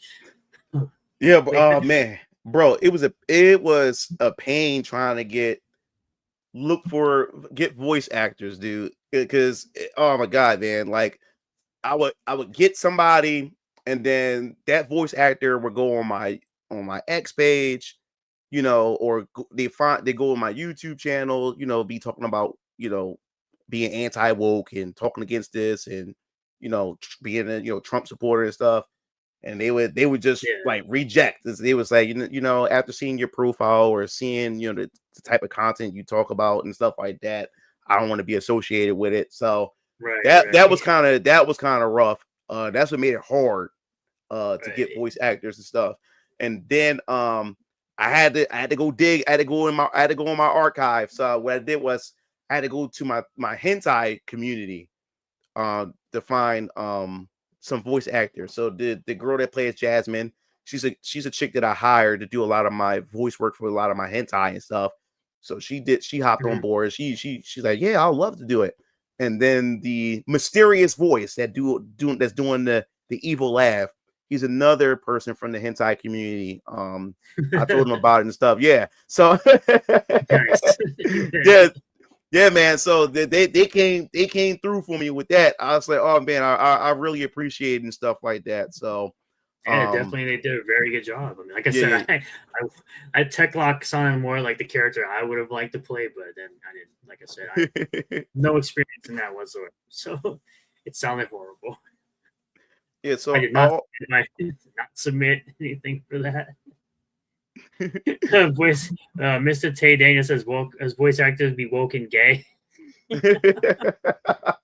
Me, I don't care what supports. It's whatever. I mean, but yeah, that's actually the trailer from the campaign itself. Let's go ahead and back to sharing the actual campaign so that we can actually go through what kind of tiers you can actually get from here. You can actually get a look at the pages, and he can talk about the actual chapter himself, the man himself here. But you guys can see these are the Draven brothers that he was referring to earlier. Young Raph, Keo, Strike, and Deadly Inhaler, which is Varion Keller, who he was referring to. It looks like you get some sample pages, like you'll get a profile of Draven, of Young Wrath himself. You guys can see plenty of the artwork here. It looks absolutely great. I'm loving the colors here. I'm loving the traditional manga feel, but in color. People being so used to that manga black and white style, then I would have to ask, did you believe it was the correct choice for you to do this in color? That you think that you get better, you get more out of the work in color, or would you have preferred to stay black and white? Bro, that's a good question. Black and white never came to mind. It never came to mind. I already had in my head I want to do color. Yeah, I wanted the anime style. I wanted color and all. Like, my dad thought that I was going to do black and white because I kept saying, like, I'm going for like a manga style. So he just assumed black and white. Now, here's another thing I wanted to tell you. Now, my artist, that draws my characters and stuff, she also does my book as well. At first, she wasn't going to do my book at all. She was only going to draw my characters. So that's what took so long for VK to come out. It was me shopping around for an artist. And one thing I was having an issue with trying to find artists was that a lot of the artists that I met were so unreliable. Like, I would pay them to I would give them a script. I want to see their art style. I want to see, so I would pay them. I would like whatever their fee was to do a sample. I would pay them the fee, and like the style was pretty good. But then when it was time to actually like get these people to actually do my book, they would just disappear off the map, like off the internet. Couldn't find them no more. They would just disappear.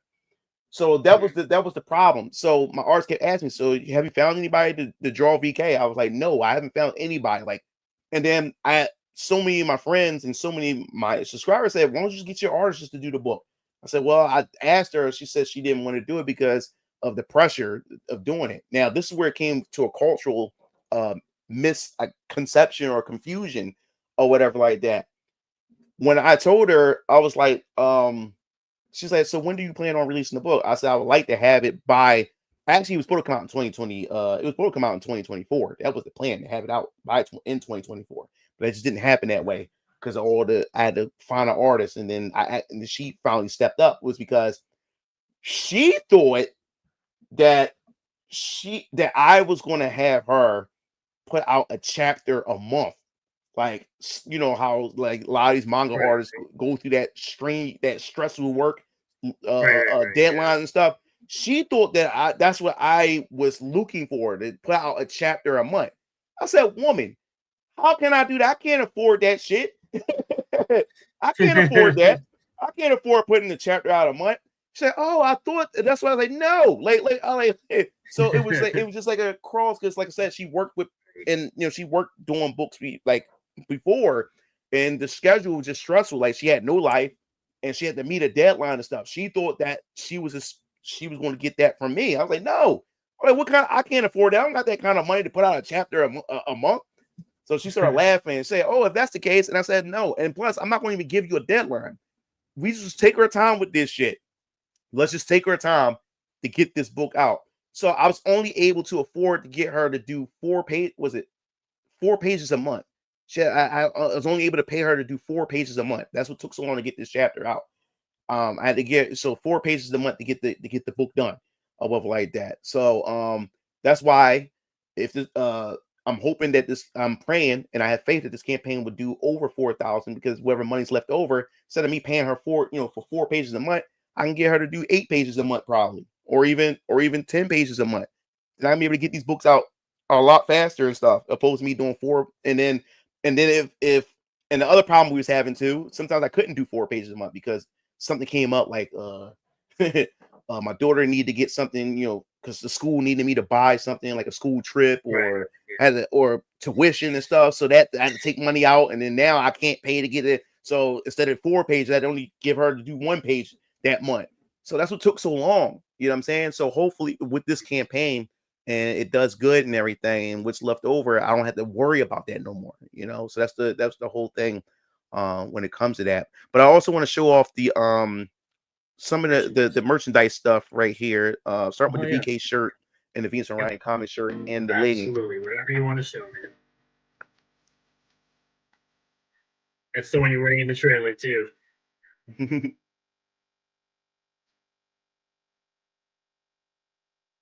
You got it for women.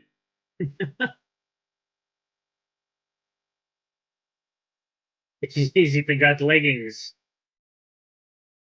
Very good.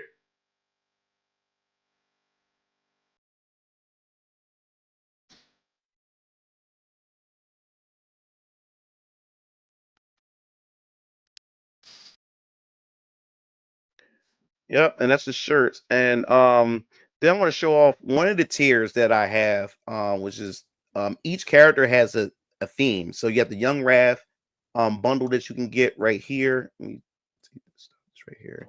And then you have the Kyo bundle. Let me see. Can you yeah.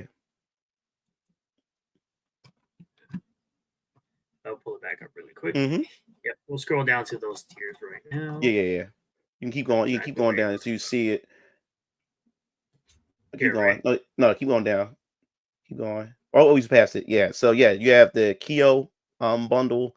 You have the Young Wrath bundle as well. Because we got mousepad, wallets, tumbler, and stuff. So I have a video to show off what the products look like. Show the Kyo bundle as well. So yeah, you got the Young Wrath bundle here, Mm-hmm. Kyo bundle, and Strike bundle. You also got one for very on. Yep. So let's go ahead and show that video to go with that. Come right here.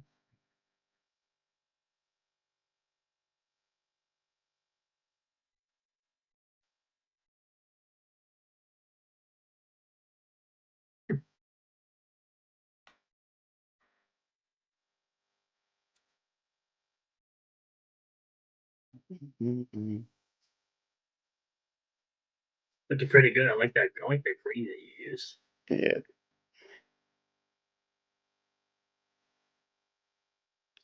Yep, that's the stuff right there.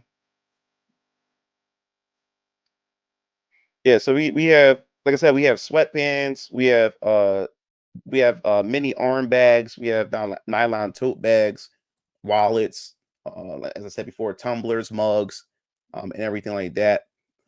But yeah, man, this is, like I said, everything is done in house. My brothers worked on it with their t-shirt company, the steam press machines that they got and everything. This is something that I can't wait to see other people rock and wear and everything like that. I think it's gonna be pretty cool to see it, to see all that unfold and stuff. So we really need to fill up these spaces with people. We gotta have one Nearly angry fully vampire spaces to with say people some of those. that want to create art. They just want to create art. It's very true. That's what we need.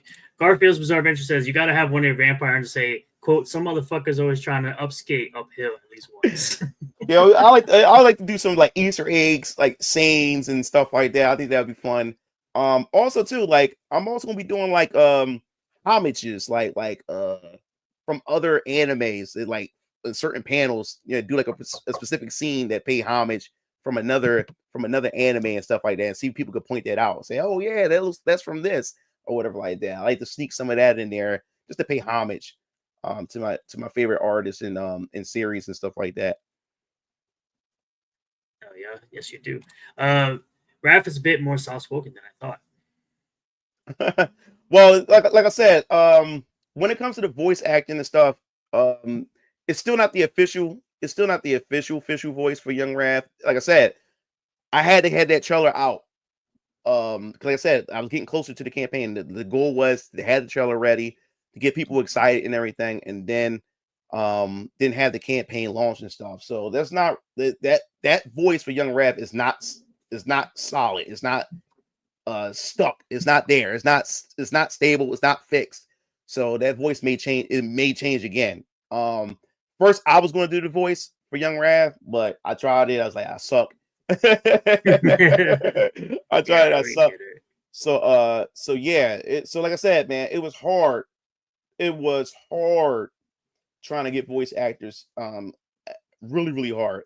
So yes, that's not locked in. Garfield's Bizarre Adventure says, yeah, the voice acting community in America and Canada are pretty woke. Yeah. So that's why I started learning. This is when I started learning. Yes, that my beliefs and it does have consequences when it comes to situations like this, because that situation, it got really, really difficult because of my content. My content really had pretty much stifled that whole thing with the whole voice actors and stuff. Not just that, eventually I do want to do a Japanese sub version of it too, which means I'm going to find Japanese voice actors at some point too, to voice the characters. That would be freaking awesome. So yeah, I definitely want to do that. So yeah, man, it's just the beginning, man. But the whole goal, if you scroll all the way down on the Kickstarter, I have goals as well. Sure. I would love, I'd like to share with you guys. And by the way, the gloss text and gloss lamination is nice. It's gonna be a nice 100-pound gloss cover. That's gonna be some thick boy. That's gonna make the colors shine for sure. So you got the 4 variant covers. You got variant cover A. This would be basically the mass print cover, your portrait cover, and your 2 wraparounds. Or this would be a wraparound, and I guess I would say this is going to be a wraparound as well. Right? I guess so, because I was not expecting her to draw the back of Young Raph. And she cried. I was like, wow, like you attention to detail, huh? Yeah, here it goes. Now the goal. All right, so when we finally reached 4K, reached the 4K goal, every backer would get free 3 keychains of Jasmine Mitchell, Tech Lock, and Nolan Brett. Because right now the only keychains that's available for purchase is Young Raph, Keo, Strike, Varion. You got the Venus Orion keychain as well, and then you got the other keychain that has all 3 of the Draven brothers on there. But these right here, once we reach 4K, everybody would get a Nolan Brett Jasmine Mitchell and Tech Lock to their orders. Those who backed it, you get it for free. Everybody would get it. So that's the good thing. 8K, I'm going to add in a new add-on, which is the Tech Lock, Nolan Brett, and Jasmine tumblers for those who want to collect that. The 40K goal, actual book bag, VK book bag. Now my brothers are they're designing it and everything. And then the 100K goal is a fully animated trailer. It's gonna be like a minute and 30 seconds. Fully animated trailer of VK of the first arc, which means it's gonna have, I wouldn't say spoilers, ain't gonna have spoilers in it, but it's gonna give you a rough idea with the spec from the arc itself. And it's gonna have voice acting and everything in it, fully animated and voice acted. So that's the goal. We reach 100K. I believe you'll at least get 10K for this. That's what I think. I think you'll definitely hit 10K, maybe 12K on this one. That's my prediction. Sweet. I don't know what your prediction is, maybe, but that's bro. Like I just want to make it past the goal. Just make it past the goal. That's yeah. But yeah, yeah, man. Like you understand, like for the past 2 weeks, it was just so much pressure because I'm thinking like, oh my god, like this is the first time I'm doing something like this. I don't know where this is going to go. And I just hopefully it makes this goal, and that's the main thing. I'm just been thinking about and stuff. Right. I feel you. Chloe says on the plus side of those actors skipping you, there's no risk of them ruining Venus Orion's public image and customer goodwill. Something you can't afford to lose at this stage.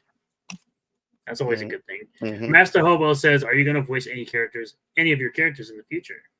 Yeah. Like I said, I may end up voicing Young Wrath. I may end up doing that. Not sure yet, but at some point I may do a character. I don't know what character, but yeah, I will lend my voice. My brother Strike, he'll be voicing Caleb Draven, the younger brother. He'll be voicing him as well. But yeah, I'll be definitely doing some more auditions this year for other characters. That's not even just for VK, but for other comic series and stuff like that. Because like I said, I got a lot of promotional work that I want to show off and stuff like that for future projects, and not just future projects, just to get people excited for certain things. And some of that stuff we're going to have some voice acting. So why not nail down some of these voices now, so you can have these voices and stuff ready. So yeah. Hell yeah. So these are going to be the voice actors you have for the rest of the series, or any idea? Well, yeah, it depends. Like I said, yeah, they'll be locked in and stuff, but that could change. Especially for Young Wrath or whatever like that. But as I said before, I needed people right then and there. But Nolan Brett definitely locked in. Jasmine definitely locked in. Tetlock definitely locked in and stuff like that. Now, if I do end up taking over for Young Wrath, I will give that voice actor of who voiced Young Wrath another role automatically, because that person didn't have to do the voice, but that person did. So I will make sure that person will have a voice of another character. So hell yeah. That's like you're just giving them the opportunity now. At least you have them in mind for another opportunity, that rather than just kind of getting rid of them after you ask them to do something for you. And that's good. That means you have your employees. You have employees in mind when you're working further on your projects. Master Hobo says, "Why ain't you wearing your merch on stream?" Well, I was wearing my Venus Orion Comics hoodie, but man, it's hot as hell in my room. I'm sweating right now, so I say, I gotta take this. I gotta take this shit off right now because I'm sweating in my room. But yeah, I was wearing this. I had to take this off. If I threw a shirt on, I'll definitely have been sweating. My Venus Orion Comics shirt is right. It's right here. My Venus Orion Comics shirt is right here. There you go. Yeah. Oh, he had the merch prepared. Yeah, I was wearing it, but I started sweating. I said, "No, I gotta take this shit off." I'm sweating back here. Says, take your time and don't rush it. And Master Oval says his Venus Orion wallet is going to be very, really empty, to be honest. Yeah. I appreciate that. Like, don't rush it. Like, I'm learning. I need to take my time with this, especially with this phase 1, because I can't wait to tackle these other stories and stuff like that. My goal with the success of Venus and Ryan starting at the minimum, when as this Venus and Ryan comics is able to self-sustain itself, my goal is to at least once it gets big, to at least have at least 4 books out a year. At least. I'm saying that's the minimum. I like to have 4 books out a year. And within those books, it's always going to be a VK chapter. VK is always going to be a chapter ahead of all my other comic series and stuff. So that story would constantly keep going and stuff as I'm putting out new chapters to my other series and stuff like that, and everything. But the goal is to try to get chapter 1 out of every last series. So scroll up a little bit where it says phase 1. Oh, yeah. The Kickstarter. 1. Yeah, right here. Yeah. Foundation. So the thing is, there's really no specific order of when I'll read, because like I said, each series is, even though they're in the same universe, and everything like that, but their storylines doesn't affect the other person's storyline. So a lot of these storylines are self-contained, especially with phase 1. So that means you'll be able to dive in at any one of these books, and you don't need knowledge of VK to understand Siona. You don't need to get Neo Suit Johnny to understand the Adrenaline series. You don't need to know the Great Samaritan story to understand Ultra Squad X. So you can be able to jump in at any one of these books. Now, as far as the orders are concerned, that depends on if I happen to have a successful campaign, even with chapter 2 and all this different type of stuff, and I'm able to get like 3 books like develop at the same time, then the release will depend on which artist gets their book done first. You know what I'm saying? So whichever one get their books first, that will be the campaign that go out next, and so forth and so on. That's how I'll do it. But the goal is to try to get chapter 1 of every series books out first, or whatever like that. And then, as I said before, chapter 2 is the next. Chapter 2 of VK is the next book in line. So in June we'll be starting development for that. And then next year, I would love to have Ultra Squad X chapter 1 out, VK chapter 3, and I would love to have Siona. Like I said, I don't know what the future may bring. I may even be able to get Neo Suit Johnny out as well. But I have different artists working on those books. So that's how I would love to have these books released. And also, I'm going to have other material where you get the chance to know some of these characters before their books come out, which I won't spoil. But I'm making an announcement of how you'll be able to get to know these characters and get to see these characters before their books come out and stuff like that. Because like I said, it's going to be a long time before you see some of these characters, man. Because like I said, I'm only one person. It takes time to build a universe. It takes time for these books to come out and everything. Because I mean, I wish I had, if I was rich, boy, man, a lot of this stuff would be out. So what you're saying is that everyone can follow a certain character. They don't have to follow every single character to get exactly. And each book, it contributes to a larger narrative. Like I said, it's the foundation. Right. So each book has different, like, introducing different world building elements and mechanics and stuff. You first get introduced to the Wave Force mechanic in VK, especially VK chapter 2. That's where you get to the introduction of that. And then with Ultra Squad X, you get introduced to aberrants. Like I said, in my universe, there's different classes of people in my universe. Like I said, you have the gifted people, which are the high conscience individuals who can tap into their wave essence. They're still humans. They just can be able to tap into their consciousness, their soul consciousness, to be able to perform like crazy feats and stuff like that. But then you have aberrants. Aberrants, if you need like to compare it to something, aberrants are like my versions of the mutants, like the X-Men and stuff like that. So you'll get a name for them. Yeah, so you have aberrants, and you'll learn how in my universe, especially how the Freedom States and the Guardian States, how they deal with them, how they approach them, because now their population is starting to grow. They're starting to grow. And then of course the Die-Star champion Siona, like I said, she lives on a whole different planet, but she's going to get transported to take place in this tournament. And as I said before, this world tournament, or this galaxy tournament, the battle arena is planet Earth. So all these different champions from different planets are going to compete in this battle royale, and the planet of choice where this battle royale is going to take place is on planet Earth.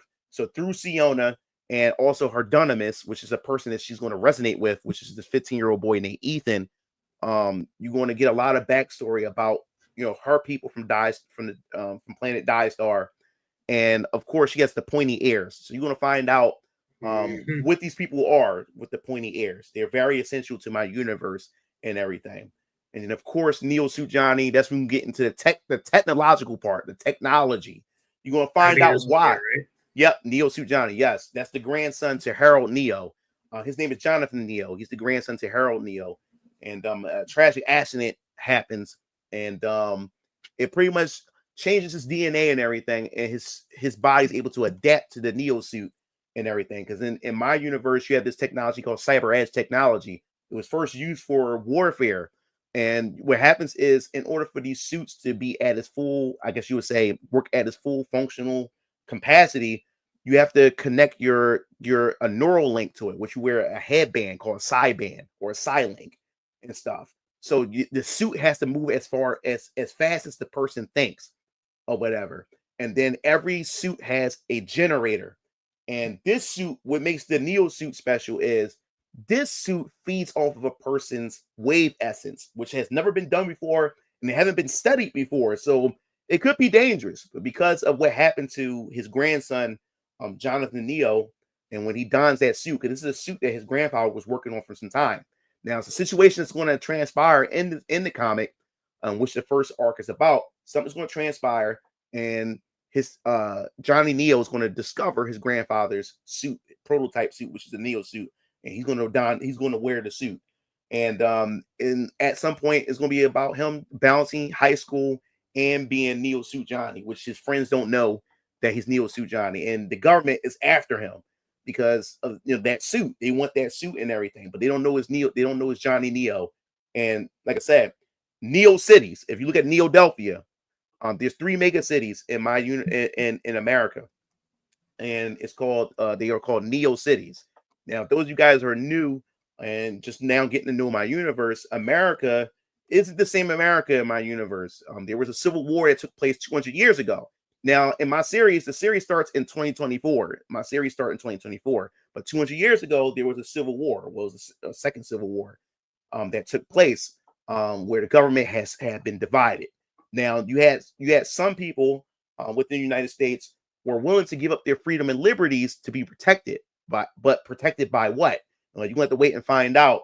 You're going to find out about the Civil War within the Great Samaritan series, and you're going to find a bit about the Civil War also in VK. It's like a surface level of it, but the Great Samaritan, which focus more on the politics of America and stuff like that, you'll get more about it. But anyway, then you have the freedom side, who that's totally against this Guardian system or the Guardian protocol. And it caused a divide in our government. And now you have the freedom side and you have the Guardian side, both fighting one another. Now you have 3 major cities where a lot of the Civil War, or some of the major battles that took place between the Freedom faction and the Guardian faction. And these 3 cities was New York City, Philadelphia, and also San Francisco. Now, and so what happened was after the war, and the war destroyed these cities. I mean, it pummeled these cities, destroyed these cities so bad. So what happened was Neo Industries, which you can see the billboard on your left on top of the roof, the blue one. That's Neo Industries. That's a Neo Industries billboard. But Neo Industries, which is a mega corporation, technological corporation, they wanted to come in and they wanted to rebuild Philadelphia, New York City, and San Francisco. And the thing is, for them to rebuild the city, they also had to comply with what the government, the Guardian state government, because the Guardian faction won. They won these cities. So the freedom side lost these cities. The Guardian side won. Now, if Neo Industries want to build this mega city, they also have to follow the bylaws or the laws that they have. And they also have to build the Guardian system, the Guardian protocol within the cities. It's built into the cities. So everybody has to have like a Guardian. They either wear a Guardian bracelet or they have the app on their phone, and everybody has a Guardian score, which is kind of like a social score or whatever like that. And if you hit below a certain threshold, you lose access to certain parts of the city. And I also have different systems of how you can fuck up your score or how you can increase your score and stuff like that. And Neo-Delphia is built into different districts. You have civilian district A, B, C, D. And then what happened was Neo Industries had to comply with what the rules of the Guardian, what the Guardian state had. Now the thing is, the freedom side lost, but you had family members of old Philadelphia who were part of the freedom side, but they were so attached to Philadelphia, they didn't want to move. They couldn't move. Now, the Guardian states had just recovered from the Civil War. They don't really have the manpower or the finances to like start another inner war to get these people out of there. So instead, they said, okay, if these people don't want to move, build over top of them. So Neo-Delphia is built over top of the old ruined Philadelphia. So the old ruined Philadelphia exists underneath Neo-Delphia, which is called the Under District, or some people call it the Underbelly. So you'll be introduced to that at some point in the series or whatever. And then, of course, the home of Neo Industries is in Neo York City, which is New York City. So Neo York City, the home of Neo Industries, where Neo Suit Johnny, where Harold Neo and the Neo family, they all live there and everything. But Neo San Fran was one of the younger cities, one of the more recent cities. Well, Neo San Fran has been taken over by a rebellion group called the Rubicon Alliance. The Rubicon Alliance is a bunch of youth who got together and discovered what the old America was all about, you know? And these people are tired of the Guardian system because people are saying, like, wait a minute, we gave up our civil liberties for protection, but this protection is not working. People are being trafficked. People are going missing. People are being murdered. What is the point of this system if everything is still going to shit? So the youth got together, formulated the Rubicon Alliance, and they overthrown the Guardian system and they took it over. They took over Neo San Fran. So now it's ran by the Rubicon Alliance. Now, if you scroll back down to the Phase 1 picture, so you have Faith Tanaka, the chick at the very end. That's Cobra. Yeah, Faith Tanaka. She's part of the 8th Omni District, which is the Omni Protocol. The Omni Protocol is a system that's set in place by the Guardian system. And they're from the 8th Omni District. These are like boots on the ground. They are the enforcers of the Guardian system. So Faith Tanaka and her team is going to be, their mission is going to be sent to infiltrate Neo San Fran and recapture it and stuff. So it's going to be more so a question of, is Faith Tanaka and her team, are they the good guys? It's going to be a lot of questions going on. Who's the good guys? Who's the bad guys? What is going on here? Especially when they get dropped off in Neo San Fran to fight against the Rubicon Alliance and stuff like that. So yeah, it's a whole lot to this, man. That's a lot. Yeah, that's a lot of information. yeah. That's how you know, though. That's how you know MugenLord is definitely prepared to create his entire universe. He's got like a whole dictionary encyclopedia for his entire universe. Yeah. And I plan on crazy. Yeah, and also at some point I plan on like selling or releasing encyclopedias for each series, like a VK encyclopedia where you're gonna have art, you're gonna have backstories, certain things the book didn't talk about or elaborate on. It will have it in there. It's gonna have terms, it's gonna have definitions. Author Squad X gonna have his own encyclopedia that I'll release at some point. I think pretty much after the first arc, the first encyclopedia is gonna come out. So it's gonna have all this information, goodies. It's gonna have a lot of things. Even some things that wasn't even mentioned in the book, you'll get some more backstory and stuff. He said you should sell Guardian armbands. My dad said the same thing. There's a lot of things, dude. It's a lot of things I want to do. I plan on doing it. I definitely plan on doing it. Alpha Proto says he found MugenLord on accident. I make sprites for a Mugen game. I love fighting games, so I'm most interested in Siona. Oh yeah, Siona. Yeah. Everybody's interested in Siona. And guess what? She was not supposed to be in Phase 1. She was supposed to be Phase 2. She was supposed to be Phase 2, which was my cosmic phase or whatever like that. There you go. We already got a cosmic character established. Yeah, I got a whole cosmic phase, and it's not completed yet. I already got like three series already planned within the cosmic. That's where my dad characters come in. Lazarus, Princess Adex, then my character, the Valorian and Mighty Girl, those characters, those that would go into the cosmic aspect of my universe and everything. So yeah, I already got all this stuff set up. But yes, Siona was not. Siona was not supposed to be part of phase 1, but because you guys, when I revealed her, you guys went nuts. You guys went ballistic. So I was like, I said it was good. I said it was good that I showed you guys this stuff, so I know what you guys want. So I said, you know what? She can't be in phase 2. I gotta put her in phase 1. It's the elf ears, man. It's the elf ears. Yeah, and there you go. Lord Blaze says Sion is just awesome, man. Yeah. You're gonna find out, like, because in my universe, if they got the elf ears, they're very important in my universe, and that's why I can't wait when you get to Siona. She's gonna break a bit down about her people and everything. It has a lot to do with the universe itself. Because, like I said, when you start to read each of these series, you're gonna find more and more about the universe. The whole thing is you're gonna definitely find out how the universe was created, who's behind it all. You're gonna find out about all that shit, and I cannot wait. That's the thing I'm excited about. Talkomax says hopefully the art stays consistent. The one thing I hate about Western comics is that the art style changes way too much. Well, yeah. This is the thing. I want to have an artist sticking. Whatever artist I get for that series, they're going to stay on that series. Each chapter is not going to be a different artist. It's going to wherever that artist is. That's the series that they're working on, so the artwork can stay consistent. Like I said, my artist Jessica, she's working on VK, and she's going to be doing Ultra Squad X. So you're going to see consistency with those two because she's going to be the artist that's going to handle those. But I'm going to have everybody. I'm going to have somebody do Siona. I'm going to have somebody do Neo Sujani, Viper and Cobra, The Great Samaritan, 8th Omni District, and Adrenaline. So every artist will have their own series. And like I said, I'm trying to feed outlook. I'm trying to pay. I'm trying to find and the credentials or the requirements on the being an artist for Venus Ryan Comics. You have to be on the same level as Jessica or better than her. I'm not taking anybody less than that, and it has to be an anime type style, like an anime manga style, or whatever like that. But that's what I'm going for when it comes to this. But whatever artist is assigned to a series, they're going to be doing the artwork for that series. No one else is.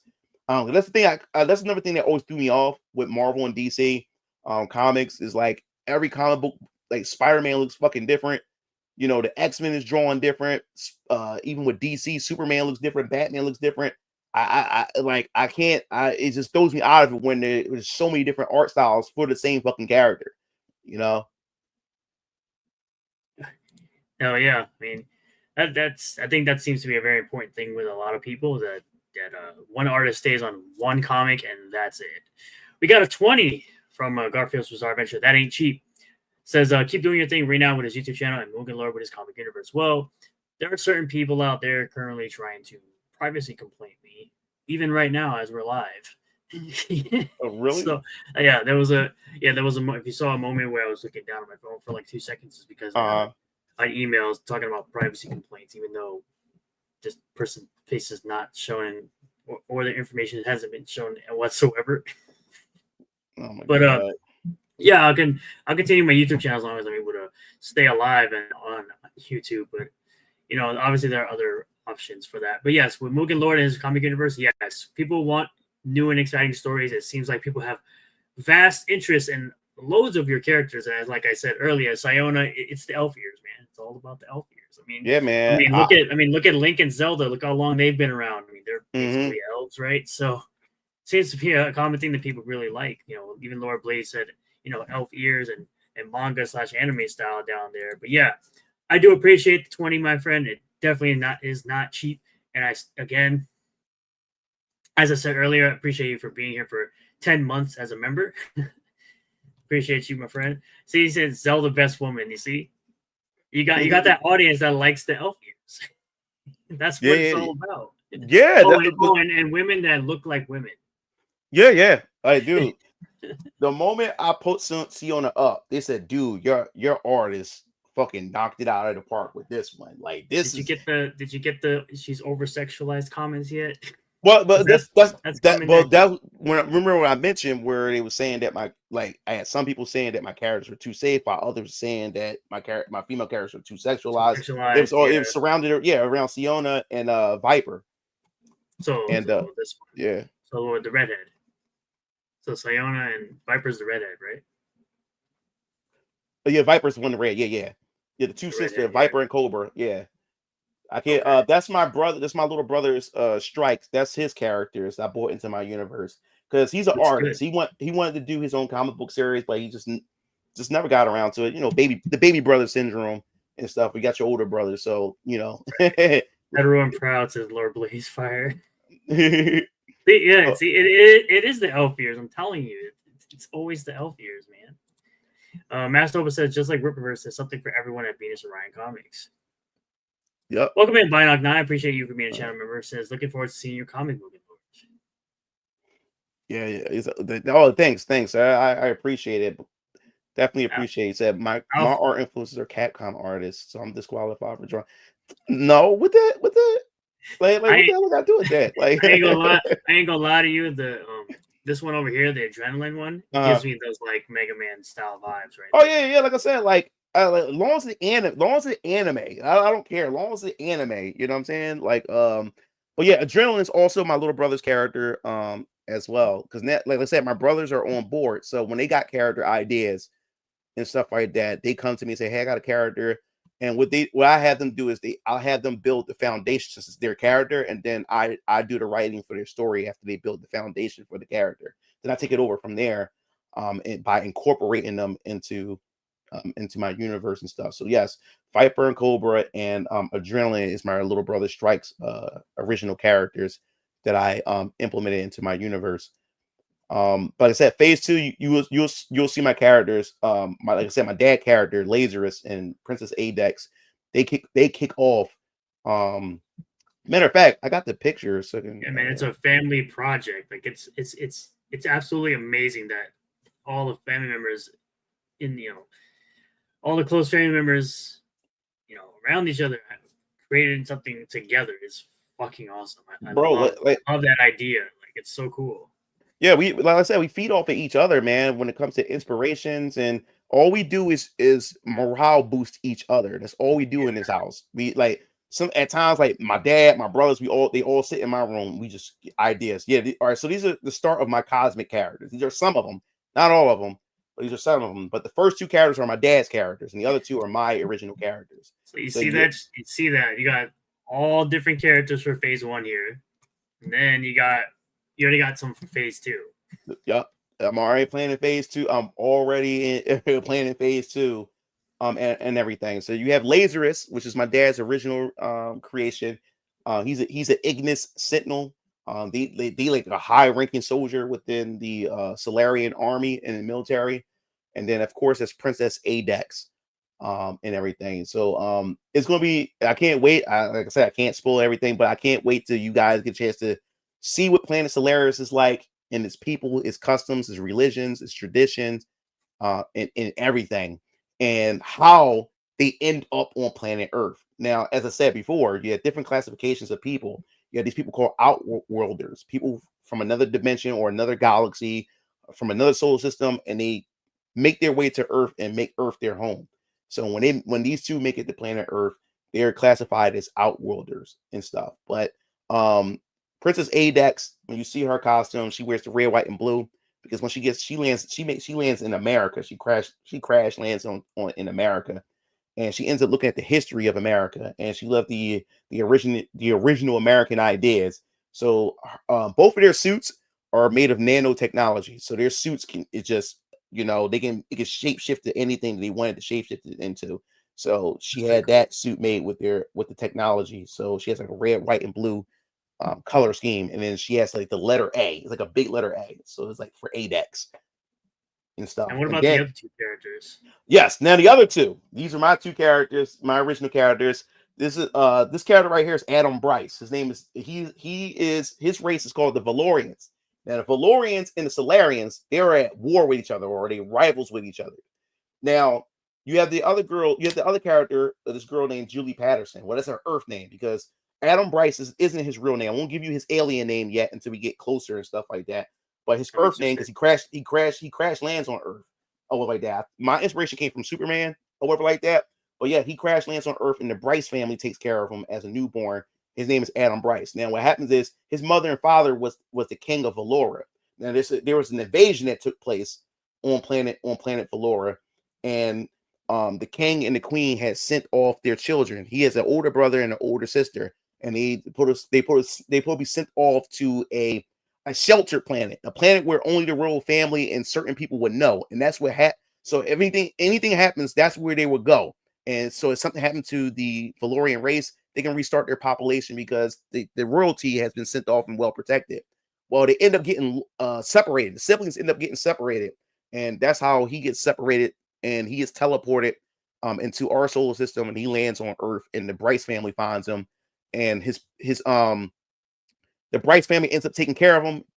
The Bryce family already has a son already, a 6-year-old son. His name is Daniel Bryce or whatever like that. And I can't wait to see how that works out when you have an alien child that you consider your son, and how that son, who's the biological son, handles that or whatever. And the Bryce family been trying to keep him under the radar from the government because, like I said, the government is looking or trying to track down outworlders and register them and do all kinds of stuff with them.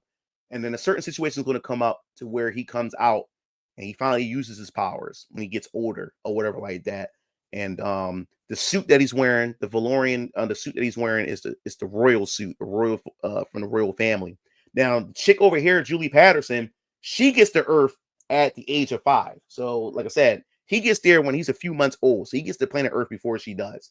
And them two, they don't know each other. But her people, their planet sits in between planet Solaris and planet Valora. And as those two planets go to war with each other, they're like casualties in between this. But what happened was the Valorians end up colonizing her race and her people. So her outfit that she got, which I'll show you a full body of her in a bit, her suit or her outfit is a mixture of Valorian and her people's traditions. So it's because of colonization and stuff. So with Julie Patterson, when she gets to planet Earth, the Patterson family ends up taking her in, and then an incident happened when she's at the age of 15. An incident happened to where she used her powers. She gets discovered. The government approaches her family, but instead of the government like taking her by force, they made a deal with the family because the government created a task force called the Divergent Alliance, which is a team of special individuals that's from different classifications like aberrant, zoner, metahuman, like I said before, Valorians and all type of stuff like that. So they said to her that she has potential and they would like to take her in, train her, and they promised that they would give her family full protection if they hand her daughter to them. And they promised that they can even visit her and stuff like that. So they gave Julie up to her, to the government and stuff like that. And the government, they held their end of the deal. And yes, so she gets training, learning how to use one of her powers that's from her race called Might and stuff like that. But as she become part of the Divergent Alliance, they fight other metahumans and villains and stuff like that. They protect people and everything. So this is one part where now the Valorian, he's not registered to the database or nothing. He's doing his own, superheroism and everything. And what happens is he happens to be in the same location as the Divergent Alliance. And as he's holding up a building, saving people and stuff, and now you have Mighty Girl with her teammates from the Divergent Alliance fighting the supervillains and protecting people. And right then and there, while you see the Valorian saving people, she locks eyes on Adam. And then Adam looks at Julie. He sees how beautiful she is, and they look at each other, and he's saying something. He's admiring her beauty and everything. And the next thing you know, she balls her fists up because she doesn't like the Valorians because she knows what the Valorians did to her people, and she recognizes that outfit. That's a Valorian outfit, and she was like, "How did a Valorian get here?"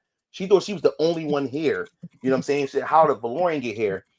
And next thing you know, she starts flying towards him, and he like, "Oh, wait a minute, she's coming my way." And he waves at her, and she punches him through a building, like boom, boom, boom, boom. And now she's fighting him, and then her teammates like, Julie, what's wrong? Like, what's going on? And he's looking like, why is she attacking me? And I'll just leave it at that. It's gonna be crazy. It's gonna be crazy. Hell yeah. Yeah, you got a lot going on, man. I can't wait to get this and read this and see what's up next for sure. Lord Blaze says, gotta make the money. Who cares about who's being over-sexualized? If a male or female looks over-sexualized or whatever, it still kicks ass. It makes money. Remember, controversy creates cash. Master Hobo says he likes the blue mask. And Not Cavern says 8X is so bad. Yeah. I'll show you her too. I'm about to get the full the full picture for you guys. Now, Okay. Kevin also did say, would you make tank tops? Oh yeah, I can do tank tops, shorts. I can do all that. Yeah. Especially in the season. Yeah. I had no problem doing that. Let me go grab the other in a second. Yeah, Just so you guys, just a reminder that the campaign is linked. It's pinned to the top of the chat if you want to go ahead and back this and get in on this universe early on in phase 1 with Vampire Killers #1. There we go. But Master Hobo, you have to make a Kickstarter account in order to do that. See, I see it there. There you go. There you go. Cool. All right, 1 second. My artist, she's on my Discord. She's sending me something to show you guys as well. Now, these all first exclusives, or have you shown? Yeah. You guys get a chance to see this in.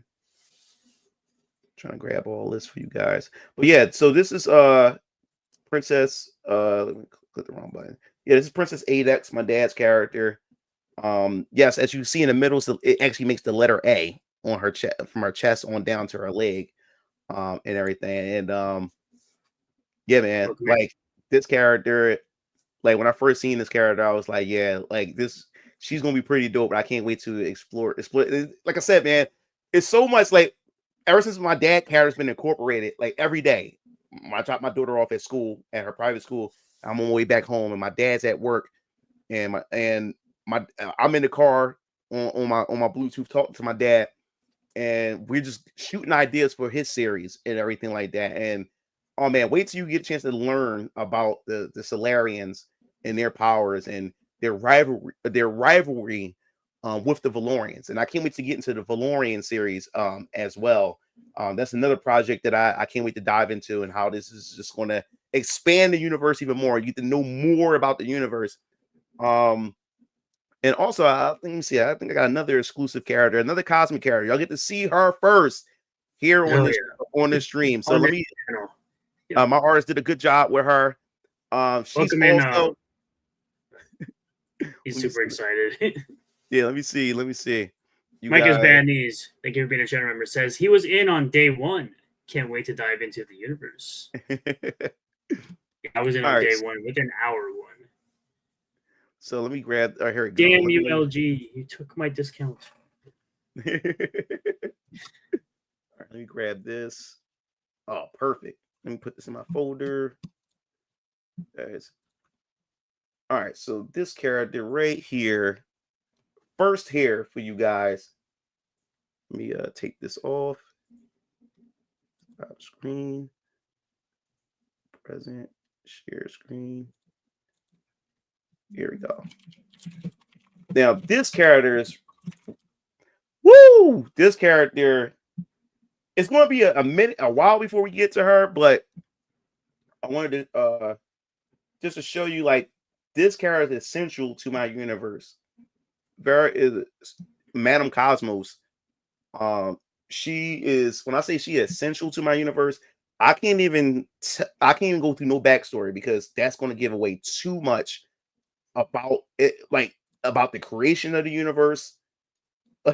It's a wild twist to my universe, because of this, and this character introduced that aspect of finding out about the creation of the universe, Madame Cosmos. So man, I can't wait. She was like my, let me see, I did VK characters first, and then it was Jake Pierce, then it was Neo Suit Johnny, and then she was next. She was like my fourth. Yeah. Definitely be a cool pinup for you guys as well. But yeah, she's my beloved character. Like, I can't wait to show her off.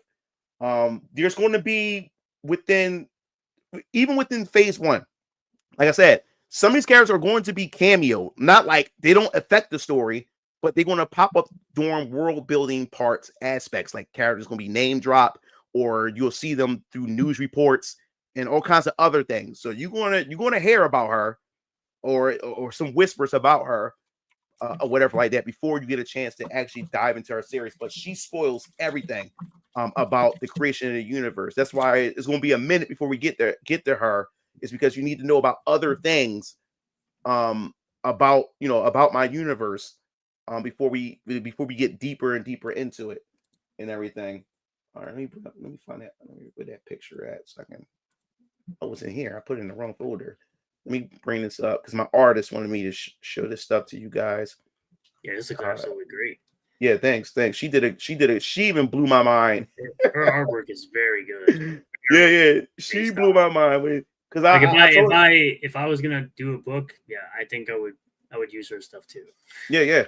Like I said, she's always she's always taking commissions and everything, so she's always available. And in fact, I'll put in your her Twitter page for those who may be interested in wanting to get something drawn up by her, or the commission and stuff like that. So let me go grab and I'll post it. Yeah, post it in the private chat. I'll post in the private chat for you. Yeah, so you can so if anybody want to get in touch with her. Welcome in, Marcus Esser. Thank you for being our channel member. Says he picked up cover B yesterday. Looking forward to reading it. Oh, awesome. Appreciate it. All right, so let me pull this up.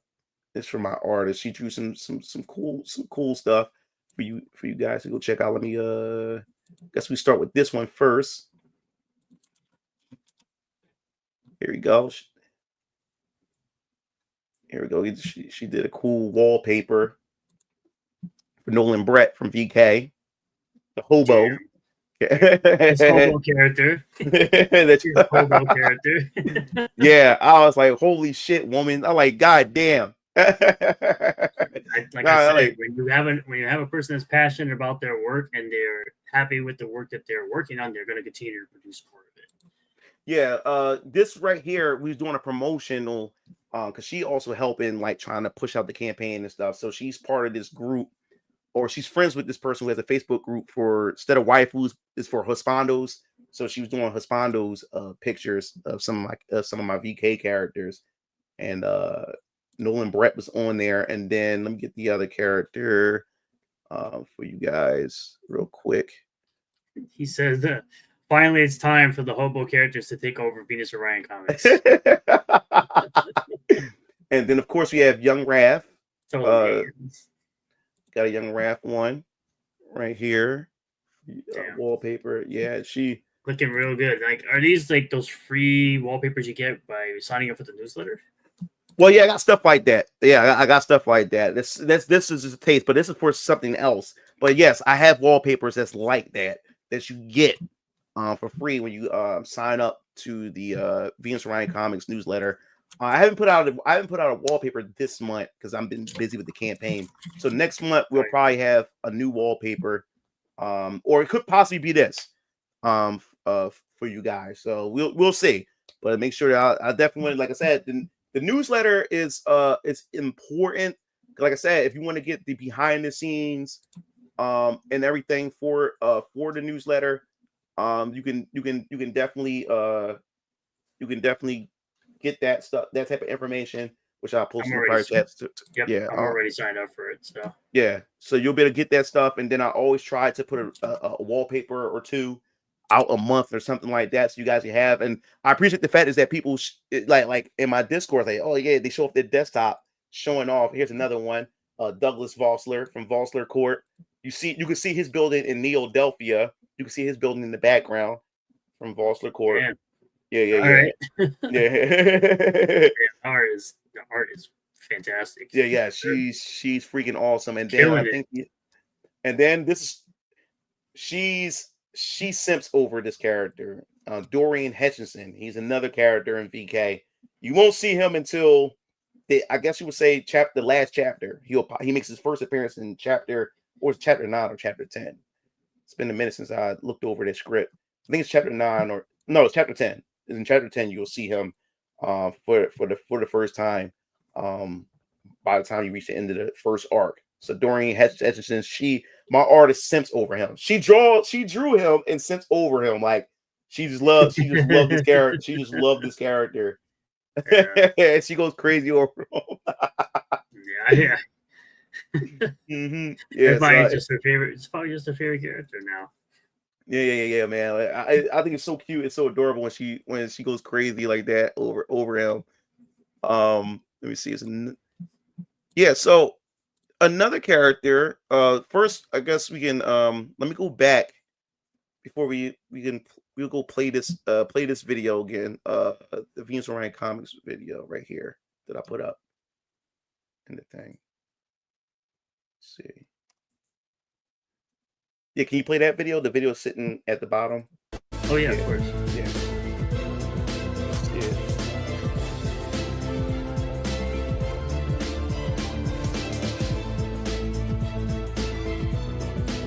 She got characters galore.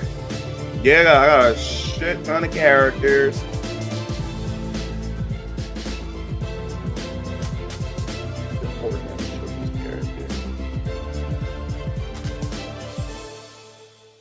All right, let me show off this character. I think this is important to show this character too. All right, let me pull this up. All right, we can exit this out. All right, let me pull this character up for you. All right, so I'm not he'll probably pop up in phase 3.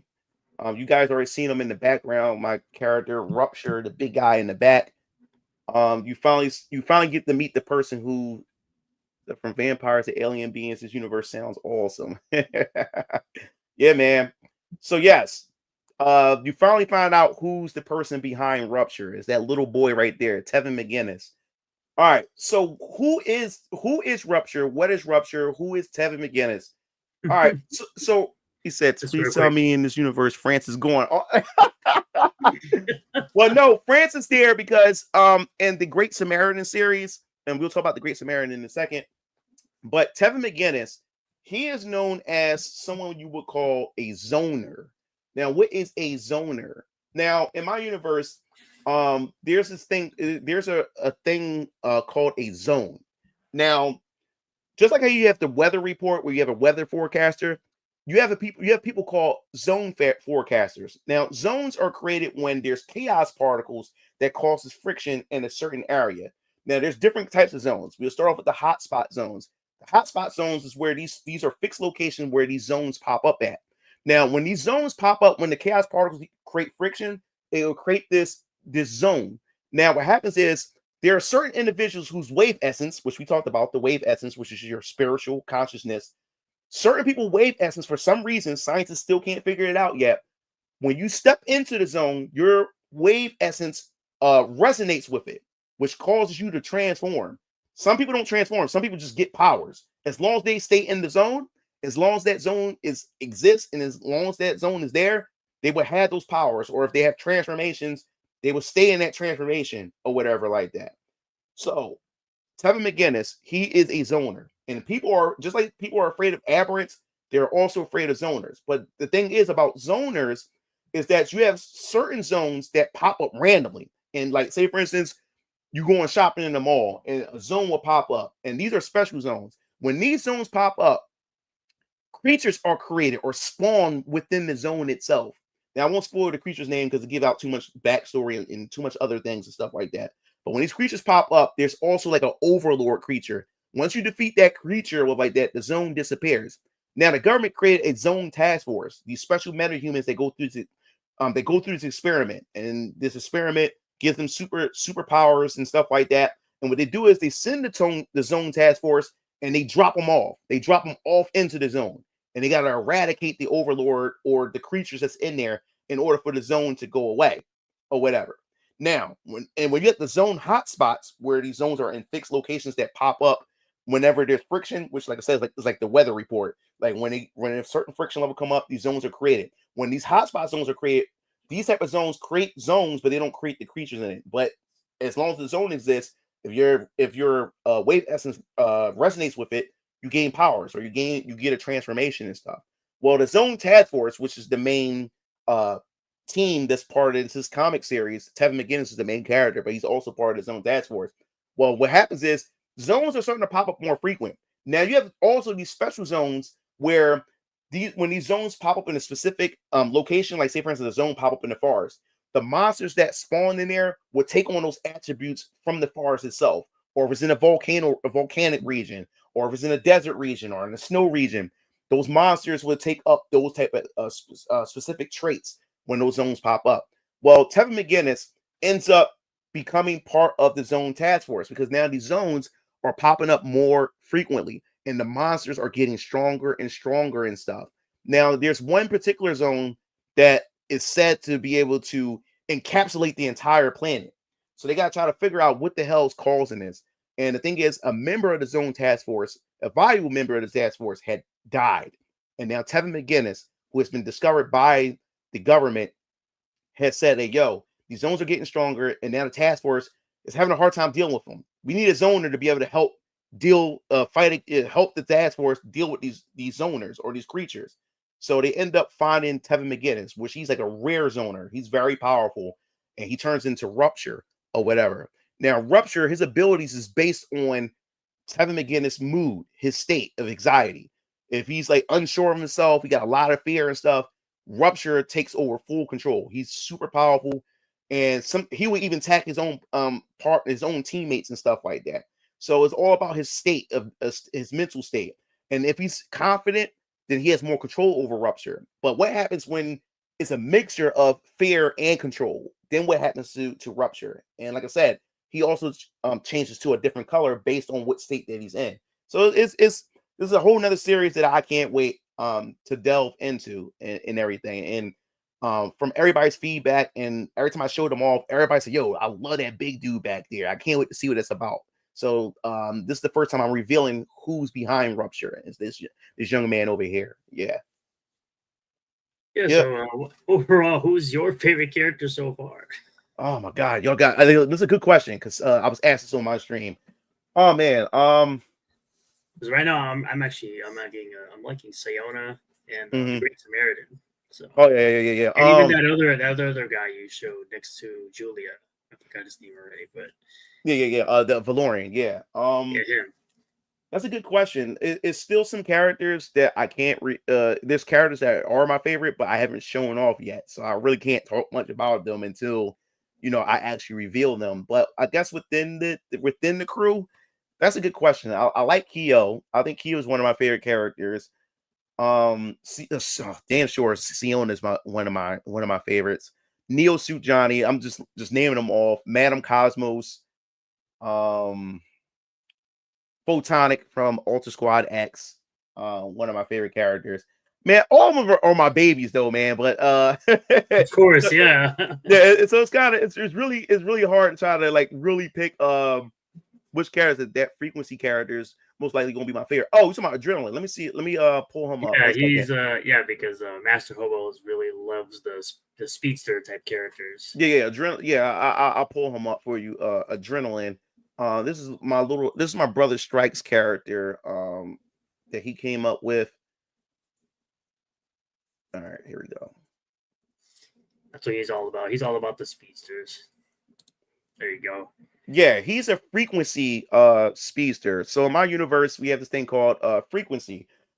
Frequency is basically in my universe. Frequency is the state in which every living being vibrates in. Everybody vibrates in a certain frequency. That's how they're able to materialize and exist in our universe.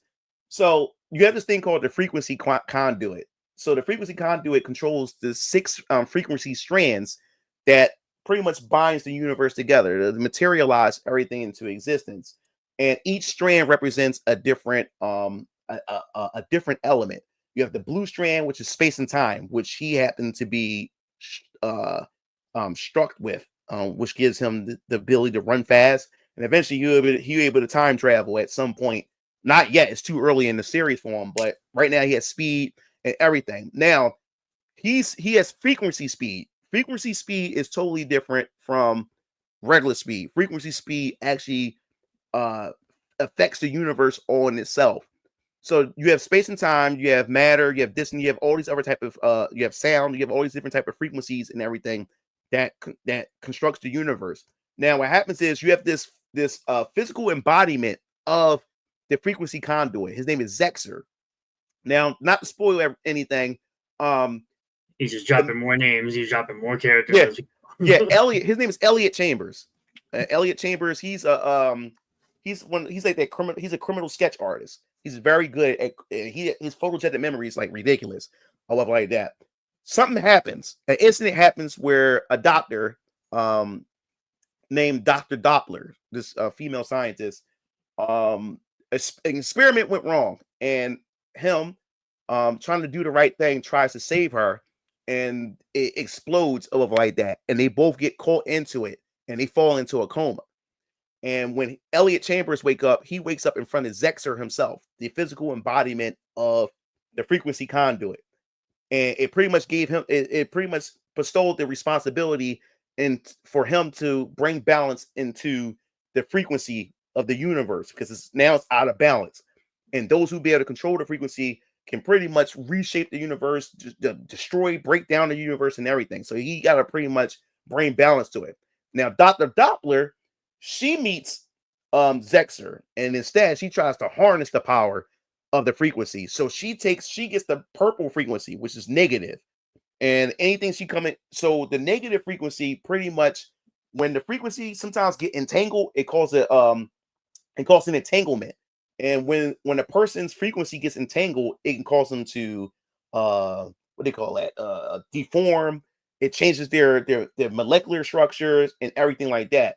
Well, the negative frequency strand negates anytime the strands come in, try to entangle, the negative strand comes in to like separate them and stuff like that. So she has the purple one. So you can imagine when she fights another person who's tied to the frequency conduit or like that, she's able to negate their powers, temporarily and stuff. So that's going to make Dr. Doppler a hard villain for Adrenaline, because she can negate his abilities because she's tied to the negative frequency strand.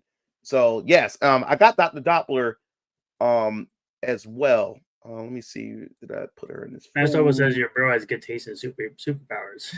Oh yeah.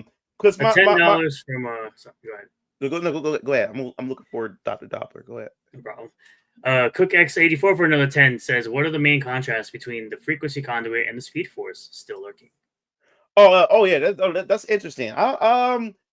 I don't know much about the Speed Force because I watched the Flash and I know a little bit about the Flash. I don't really know much about the about the Speed Force. But the frequency conduit, like I said, it binds the universe together and it's broken into the different elements.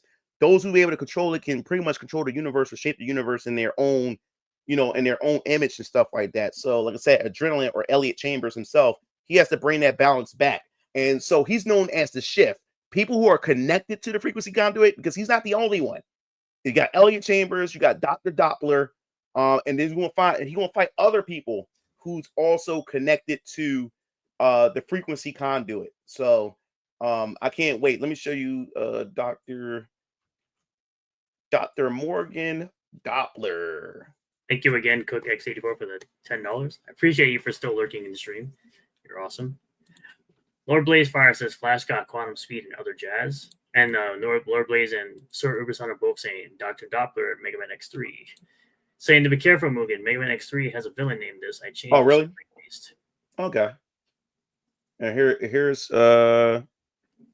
she is right here. Yeah, Dr. Doppler. And she has the purple negative frequency and everything, and that's what she looks like without the see. And that's what she looks like without the headgear on and stuff. And even the villains that are female look good too. Yeah, yeah. The thing about her, like, I'm not gonna give away her backstory much or whatever like that, but I can't let you get involved with her backstory because I would say she's a pretty tragic character, and why she's on this crusade to tap into the universe's frequency and stuff is the reason why she's motivated to do it and everything. I guess you would say she's socially awkward, but she's a genius, and she has a team of scientists that's helping with this experiment that she's working on and stuff like that. And once she gets involved with this power and everything, it's pretty much like I was right, or this person that I'm following after was right the whole time. Now I can prove that this person was right and this person is not crazy. But her journey of trying to tap into the frequency, she lost so many friends. She don't get along with her mother. I can't tell you what happened to the father and stuff like that. But now she went through all this, and now she finally got this power of this tapped into the frequency and stuff. And now she can prove that this person that she's trying to prove to the world is not crazy, but at the same time, she ends up going crazy on this journey. You know what I'm saying? Like it's this character is like really, really tragic, right? Especially as I'm sort of writing this character. I was like, damn, like I could save her. Save her. That'll go with what Master Hubble said right there. It says put Dr. Doppler for body pillow. Well, yeah, everybody keep asking about body pillows. I'm like, look, whatever if the fans want body pillows, gotta do it's Siona. Oh, Everyone's gonna ask for Siona, man. Yeah. Like I'm telling you, it's the elf ears. Yeah, bro. Like I said, like if it's body pillows, if the fans want it, look, if I gotta deliver it, I'll deliver it. You know what I'm saying? That's what the fans want. But yeah, you can expect some new Siona art soon. I'm gonna have some new Siona art coming soon. I'm also gonna make sure to have some pinups, as well, of some of these characters and everything. Another character. They say we need good female villains, not to be funny. Most villains are all dude parties. Take it with a grain of salt. Oh yeah, man. I love me some female villains too. Like so, don't even worry about that. And they're gonna have some good backstory, to them as well when it comes to that. Let me go pull this up. Here with Darky Dark says, time for the real questions. Between all the characters, who's winning the twerk off? Who's winning the twerk off? Who's winning the twerk off? Oh my god. I would say who would win the twerk off, I think probably Adaptima from Alter Squad X, which I'll bring up right now. Because she's an all-around ears, but always fear the deer. Yeah, because she's an all-around fun girl. She's the fun girl. She's part of Alter Squad X, Adaptima. Don't worry, Manny names also welcome in. Yes, the stream will be available for you to rewatch. Don't worry. Yeah, so Adaptima. Yeah. So Adaptima, she's from Alter Squad X. She's an aberrant.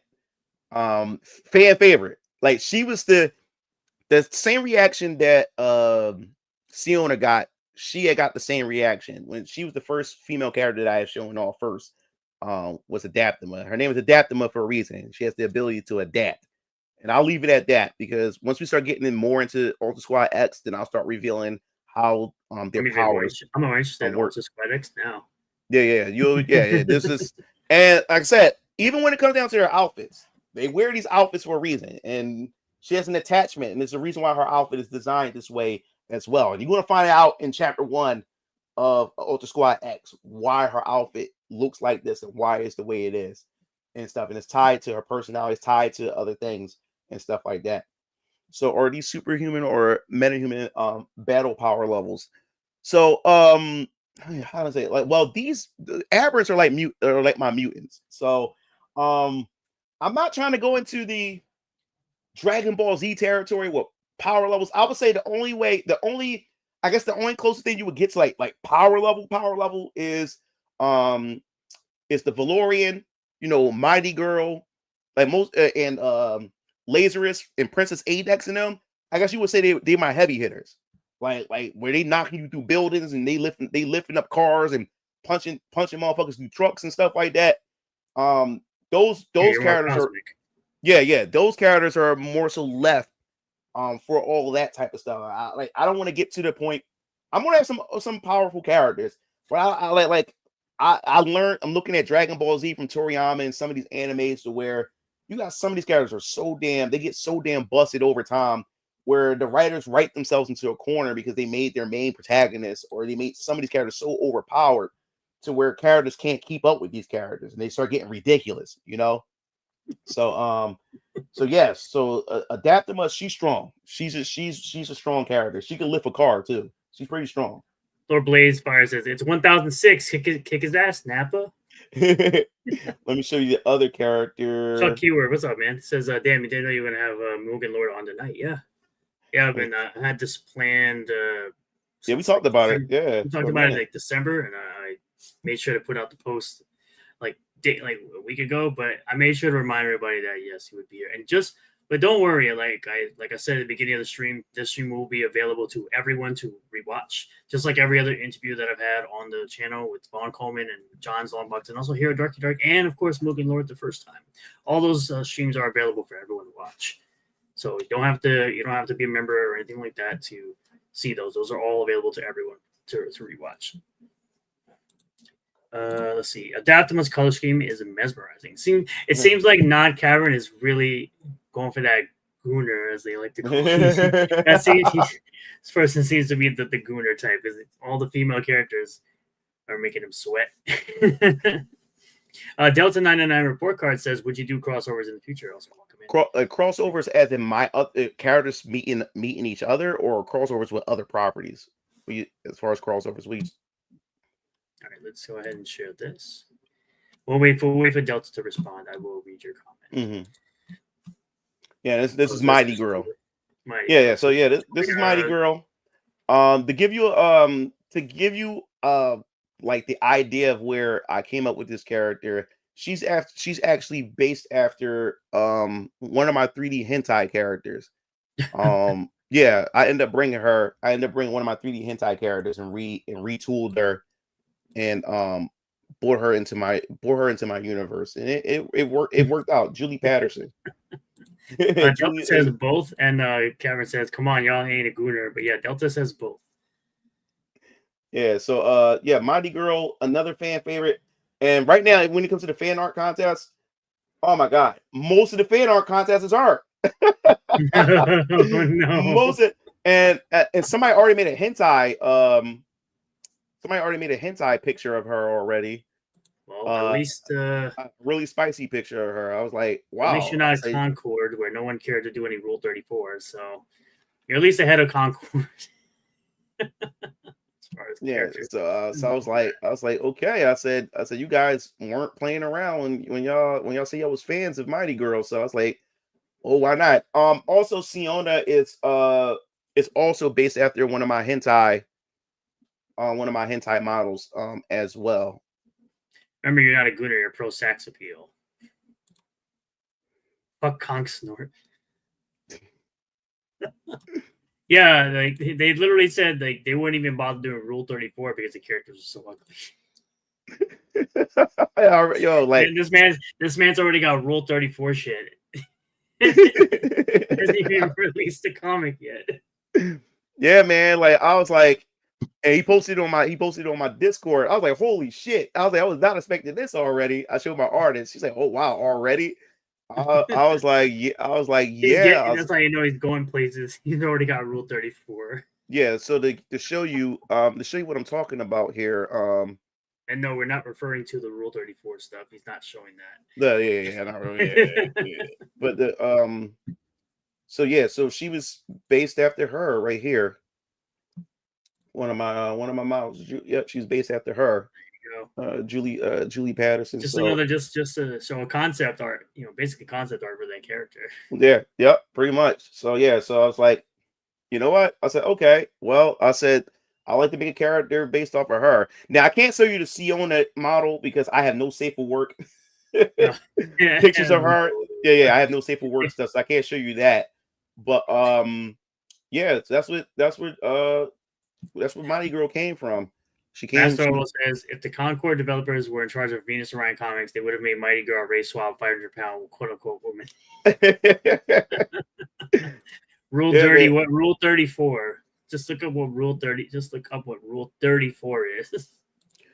Oh yeah. So we also got some other characters from VK that you will be introduced to in this arc. So MugenLord, what did you mention about how Dragon Ball write themselves in the corner with their dope up powers? Gotta agree with you there. Yeah, man. That's the problem, man. Like, especially when it came to, I thought Dragon Ball Super was going to fix that problem because now they introduced Whis and the special training that Whis was giving Goku and Vegeta. I said it would be awesome if Whis had passed that training down to Krillin, Yamcha, Piccolo, and everybody get like a boost and and new powers and stuff so they can be able to, fight alongside Goku and Vegeta. But that didn't happen. That was a missed opportunity. It's still the Goku and Vegeta show. But that's what ended up happening. These characters got so damn powerful. I got bored of it because I didn't like the Buu saga at all. Now like Krillin retired, Yamcha Yamcha retired, Krillin really stopped fighting, Piccolo became a babysitter. So the main people that were really fighting in the Buu saga was Goku, Adult Gohan, Goten, and Trunks and Vegeta. It was just the Saiyans that were fighting, and it kind of lost its charm for me when the rest of the Z fighters weren't in the battles no more. Here's another characters that you guys get a chance to get. I mean, it did bring Roshi into the tournament of power, and he wrecked 3 people. So, but I see that's the thing. Like, I thought it was all bullshit how they did the power scaling with that. But yes, here's the characters. Other characters you'll be introduced to in the first arc. You'll probably meet them in chapter 10 chapters. So around like chapter 3 or 4. You'll get introduced to Mike Lester and Jessica Stanford. Mike Lester, he is the manager of Club Jezebel. And as I said to my audience in the chat in the community tab, to just put your theories of what you think, what role that these two characters play. But yes, she's the hostess of Club Jezebel, and he's the manager of Club Jezebel. So these two characters, they also play a role, especially in the first arc. But in later arcs, you'll see how all that stuff unfold with these characters. But like I said, my artist, she had also done a good job with these two characters as well. Now, there's characters that you considered NPCs that kind of upgraded to higher levels. Yes, yes. They were also NPCs that upgraded. Mike Lester had I would say Mike Lester was semi NPC, but he played a little bit more than Jessica. Jessica was a character that was also supposed to get killed off, or like that very early on. Like she was supposed to get killed in the first chapter, first chapter, in my first draft. She was like one of the very first characters to get killed off. But this is before I had her draw the characters. I just had them by name and what they do. But then once we started getting to the nitty gritty of things, and I had Shabibit, I had her draw the characters and what I wanted the characters to be based off their personality. And she did it again, just like she did Nolan and Jasmine. She did it again. Yeah, she ended up showing them to me, and I was like, holy shit. I said, oh, you did a good job. Color scheme and everything. Chuck says, congrats on nearly 2,875 backers. So that means you got 3 backers during the stream. Yes. I appreciate it, guys. Always, man. I appreciate the love. I appreciate the support. Everything. Like I said, VK and posting campaign updates. You're only 1,200 away, but we're not stopping there. Yeah. Because as I said before, this campaign sets the momentum for Venus and Ryan Comics moving forward. Because when I said set the momentum, it would determine of if this will be able to help finance the books or finance multiple books and stuff like that. That's what it determines and stuff. How much I can be able to put out at a great time and stuff like that. And like I said before, you will never get a release date until the damn book is in my hand. Once the book is in my hand or whatever like that, then I'll give you guys, all right, here's the announcement for this pre-order campaign and stuff like that. If I get multiple books done at the same time, then I can actually have a schedule and actually announce the schedule to you guys. So because I don't want to be so fast, I don't want to be the person that doesn't deliver what I promised. You know what I'm saying? That, I don't deliver. So like for that not to happen, I'd rather wait, get the book done. I know for a fact that it's done because things happen during the development of a comic book. Things can happen, as far as my artist is concerned. Things can happen, as far as me or anything can happen in life and stuff that cause a stop in the production of it or whatever. So I'd rather not say, hey, here's a date with this campaign and then nothing happens and y'all anticipating it. So yes, once the book is done, then you guys will definitely get, the dates and stuff. And another character who's super essential to VK. Just remember, he also said once he hits the 4K, he's going to send the books to print, and as well as he's going to have a stream where he's going to be packaging up the book, like packing up the books. Yeah. So it's just a matter of it's just a matter of when Mixum sends me the books. Like I don't know, like I haven't ordered books in mass volume before because when I ordered these books, this shit took me like 20 days. I had to wait 20 days to get this shit. So I don't know what's going to happen when they when I get a big bulk of them. I don't know how long that's going to take. I don't know. So Detective Bertelli, she's essential, damn sure essential to VK. Let me tell you how many times I can't show off her other, because like I said, I'm gonna wait for that. Like this chick went through 6 different redraws, like different versions of her. Like I had the very first version of her back when me and Chabibit, when me and my artist, when me and her first got together. I got the very first version of her back in 2020, and then we redrew her again in 2021. Then we redrew her again in 2022, then 2023, 2020, and then 2024. And this is 2024. That's why I said concept art book, man. Come on. Yeah. We're gonna get you guys gonna get that, and plus you're gonna be able to see some sneak peeks in the documentary, so you'll be able to see that too in the documentary as well. There's gonna be a Famous Orion Comics documentary as well. Yeah. So you guys will be able to see that. There's a bunch of stuff for people who weren't here during the stream. You missed a lot of announcements and a lot of stuff that was shown exclusively here that has never been seen before. Yep. So Detective Bertelli, like to give you sorry, this made me rest me anytime. Yeah. So to give you an idea what I was going for with Detective Bertelli, the Draven brothers, to get an idea what I was going for, think of the Ninja Turtles. She's like my April O'Neil, and the Draven brothers are like the Ninja Turtles in a sense and stuff. And she's going to get into some trouble, and that's how she's going to run in and meet the Draven brothers and stuff. She meets Hezekiah Draven first before she gets introduced to the brothers, and also Varian and the Retributes, and stuff like that. But she's very, very essential. She's also tied to Jasmine as well. Like I said, Jasmine is the centerpiece to everything that causes Detective Bertelli and Hezekiah Draven and the others to intersect with one another. So I can't wait to get you to know her too as a character.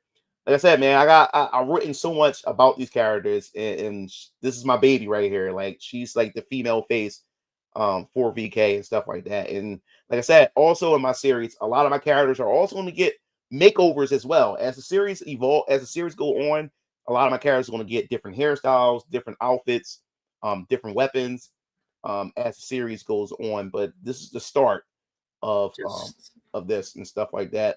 Just make sure that she does not replace Young Wrath as the main character of VK.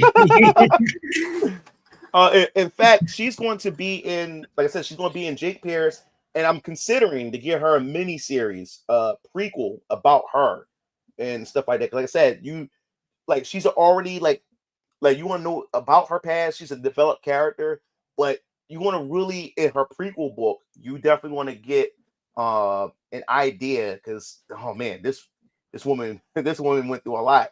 So I can't wait till this happens, because you have Jake Pierce, and then her, and if I decide to do like a mini spin-off series, that's going to happen after Jake Pierce, and then her book will lead in, because this will be a prequel book. Then her book will lead right into the events that kicks off VK itself, and stuff like that. So she has a lot of history.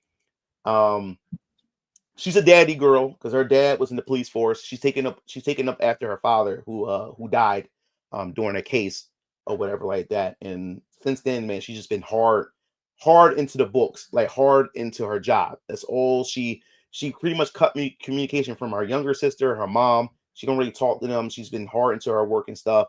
And you'll see what that does to her as a person who's just dedicated to her work. And a lot of that built up, anger and frustration that she couldn't do anything to save her father and stuff like that, So and then the fact too with Jake Pierce in that situation really did a toll on her as well. So there's a lot to her character, and I can't show you her partner, Detective Danvers, because just like she got a redraw, me and my artist going to be redrawing him probably next month or the following month. So I can't show that off yet because I don't want to show it, because like I said, my artist evolved as an artist, and Detective Danvers, we did him like 2 years ago. So her artwork improved even more. So now we got to redo him again. We got to redo him again. So you'll see just her more partner. material for a concept art. Yep.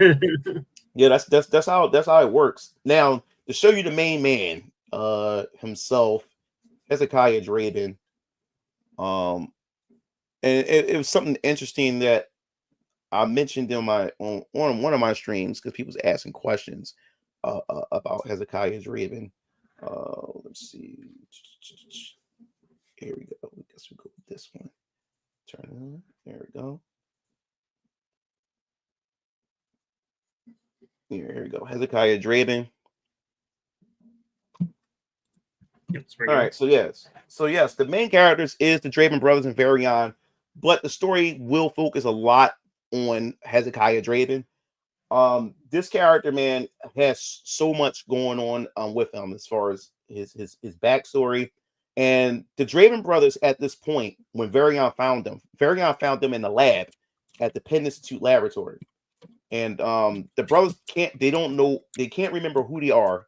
And they have these amazing abilities. They're not afraid of vampires. They slay vampires easily. They don't know where they got these fighting abilities from. They don't know anything. They don't know how they got these abilities and stuff like that. So their mentors, Lionel Washington and Rosalie Baxter, they were the two scientists that was trying to help piece together when they found them, piece together their memories and stuff like that. And the two of them dies when Alan Fleck and these vampires come in and invade the Penn Institute. And why did they invade the Penn Institute? They were looking for something. What they were looking for, can't spoil that. But yes, he witnessed the death of both of them. And Hezekiah wasn't strong enough to stop Alan Fleck at that point or whatever. And he blames himself for that because he felt helpless and couldn't stop them from dying and stuff like that. But yes, Varian finds them with blood all over them and stuff because Caleb, which is his younger brother, and Isaiah Drayden, these dudes was slaying the vampires, killing them, and they don't understand like how they know how to do all this stuff and whatever. And Varian was impressed when he's seen how skillful these young men were, and that's another reason why he wanted to take them and recruit them and bring him under his wing because he wants to use them as well for what he's trying to do, which is trying to uncover the mystery behind his colleague Dread Dealer and his death because he ran across or stumbled upon a conspiracy that got him killed, and he left pretty much a dead man switch. And now Varian has to carry on his work and find out why they who killed them and who are the big players in this conspiracy and stuff. So everybody goals pretty much overlap with one another, but the problem is Varian is more fixated on accomplishing his goal and not working as a team with the Drayden brothers, which is starting to piss off Hezekiah himself. And this is why this gets us into chapter 1, where he said, fuck it. If you're not going to help us find Alan Fleck, then I'm going to do it my damn self. And there's going to be some repercussions to that. But as you see right here, the Hezekiah that you see on the left, the one that's standing tall, this version of him was designed in 2023. Now, the design that you see him holding the sword is designed in 2024. And if you see a difference, the difference is his pointy ears. Now, you also notice that his eyes are like grayed out. And there's a reason for that. And he looks different from his brothers because none of the other brothers got pointy ears. And you're going to find out why he looks different from his brothers or whatever like that. When it comes to Hezekiah, also, the sword that you see that he has in his hand, that you see in the book as well, it's called the Redeemer. That's what he has in his hand.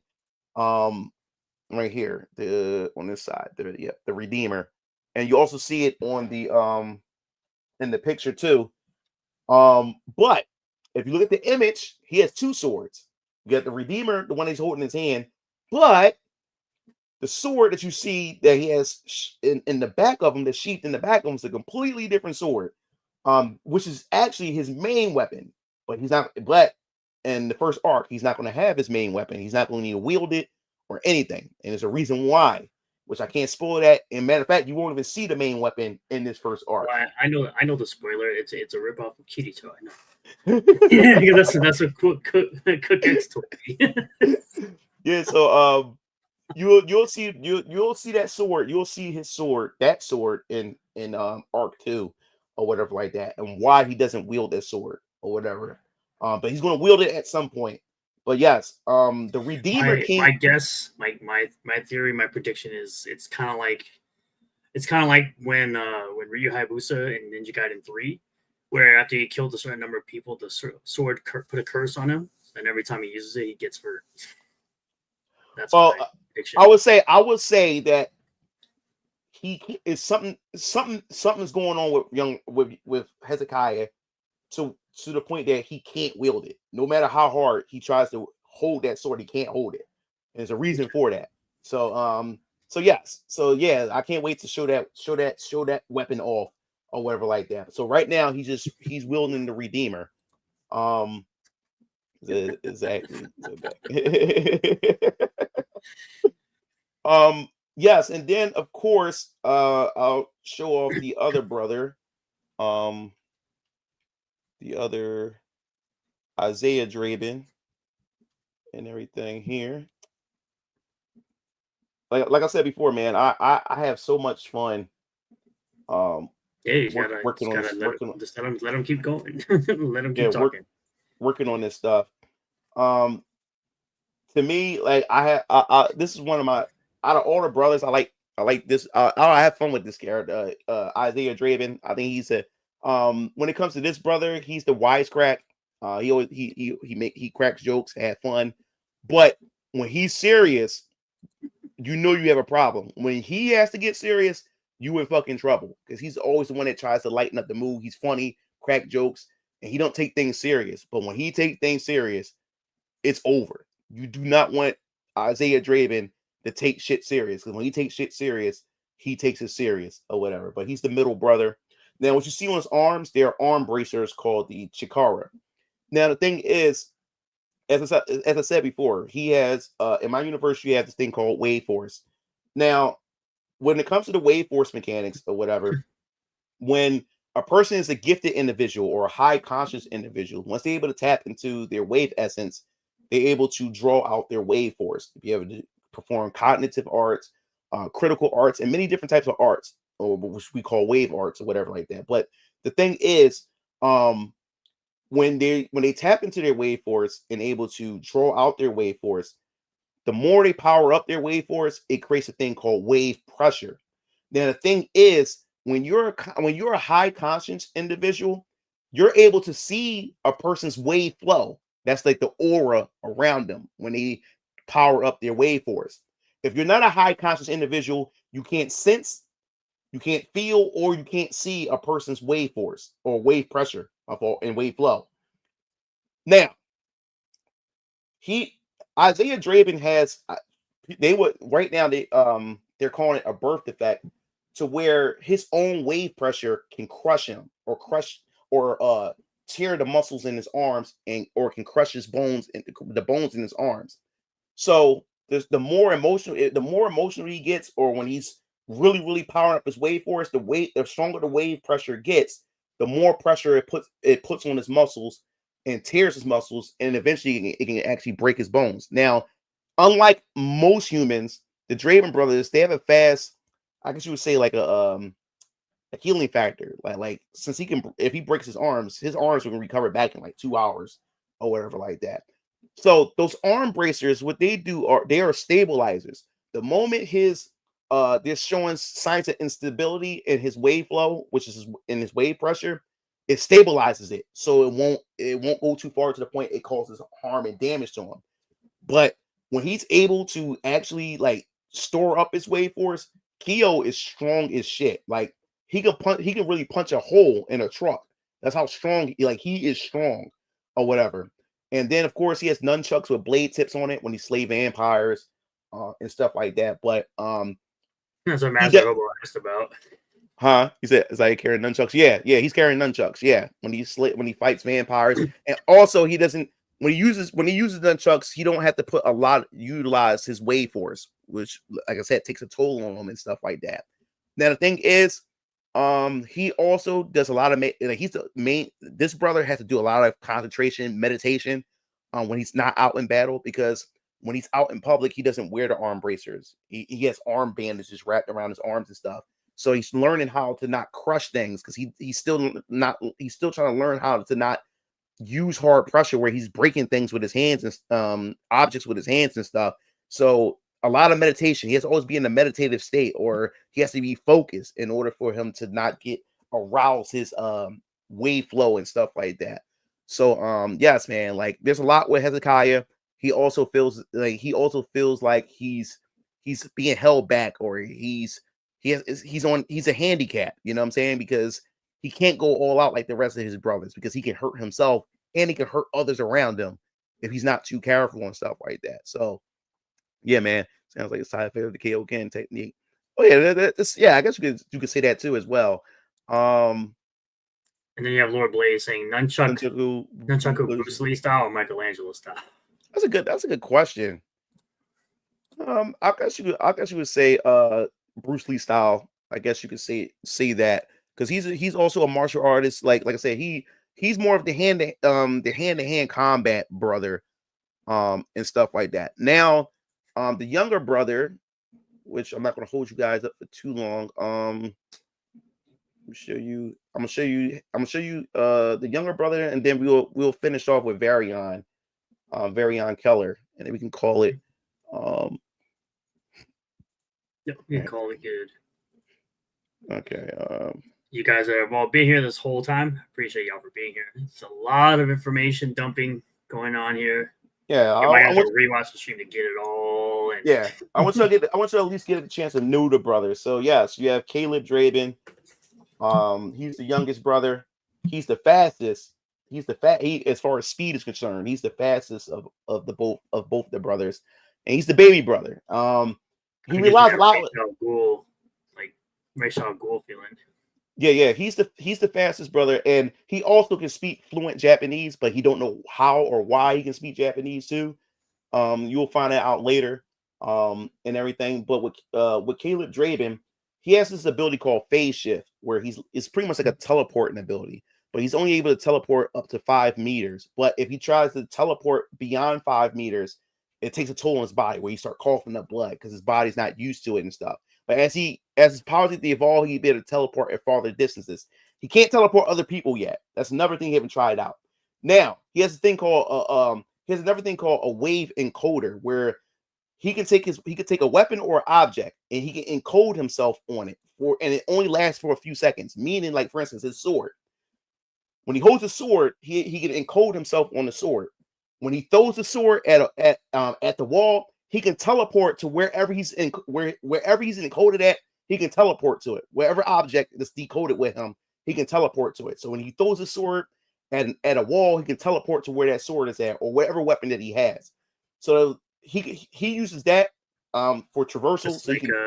Just like Noctis from Final Fantasy 15. Yes, similar to that. But he can only go up to a certain length. So like I said, his phase shift, he don't have to encode. He can just do it. But he only can do up to 5 meters. And then, but as he gets stronger, or as his powers mature, he can go farther and farther distances and stuff like that.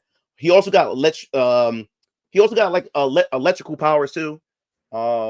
He has a thing called kinetic shock, which is one of his critical arts, and stuff like that.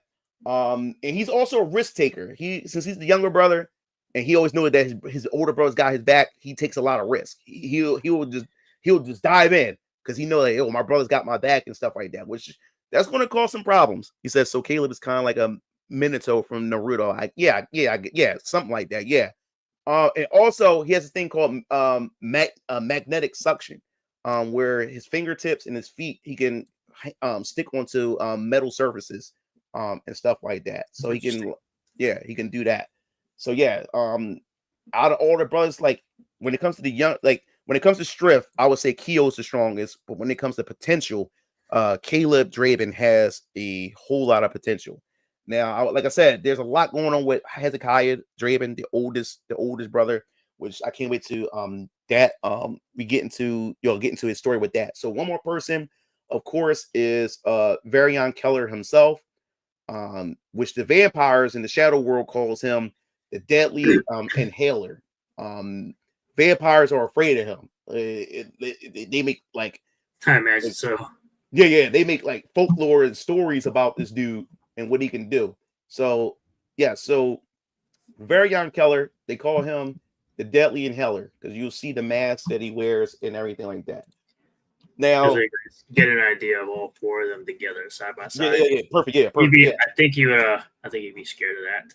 Yeah. See these guys roll up on you. Yeah. Boy, I So need to pull this up. Varian Keller, his ability when it comes to he can when you kill vampires, he said they're afraid of him like Blade. Yeah. So what happens is with Varian Keller, he has this ability when you slay vampires, they vaporize. When they vaporize, you can actually see their wave essence, which in vampires' cases is called odium. And we'll break down what odium is. You'll find out what odium is in chapter 3 when it goes fully deeper into Varian and who he is and stuff like that. Yes, when he slays vampires, he can inhale their odium, which is their soul or like that. When he inhales it, depending on the grade of the vampire, depending on how strong the vampire is, depending on how the grade of the vampire, he can get temporary buffs like strength and durability, all kinds of other stuff. But when he's fighting a high-ranking vampire, like a full-blooded vampire or like a vampire lord, when he absorbs them, when he inhales their wave essence, he gets their abilities. And when he gets their abilities, he has his own version, his own specialized version of that ability that he took from that vampire, that high level vampire and stuff. But there's a drawback to it as well. See, when he absorbs it and when he breathes in and inhales their wave essence, he not only get their powers and their abilities, he get their memories.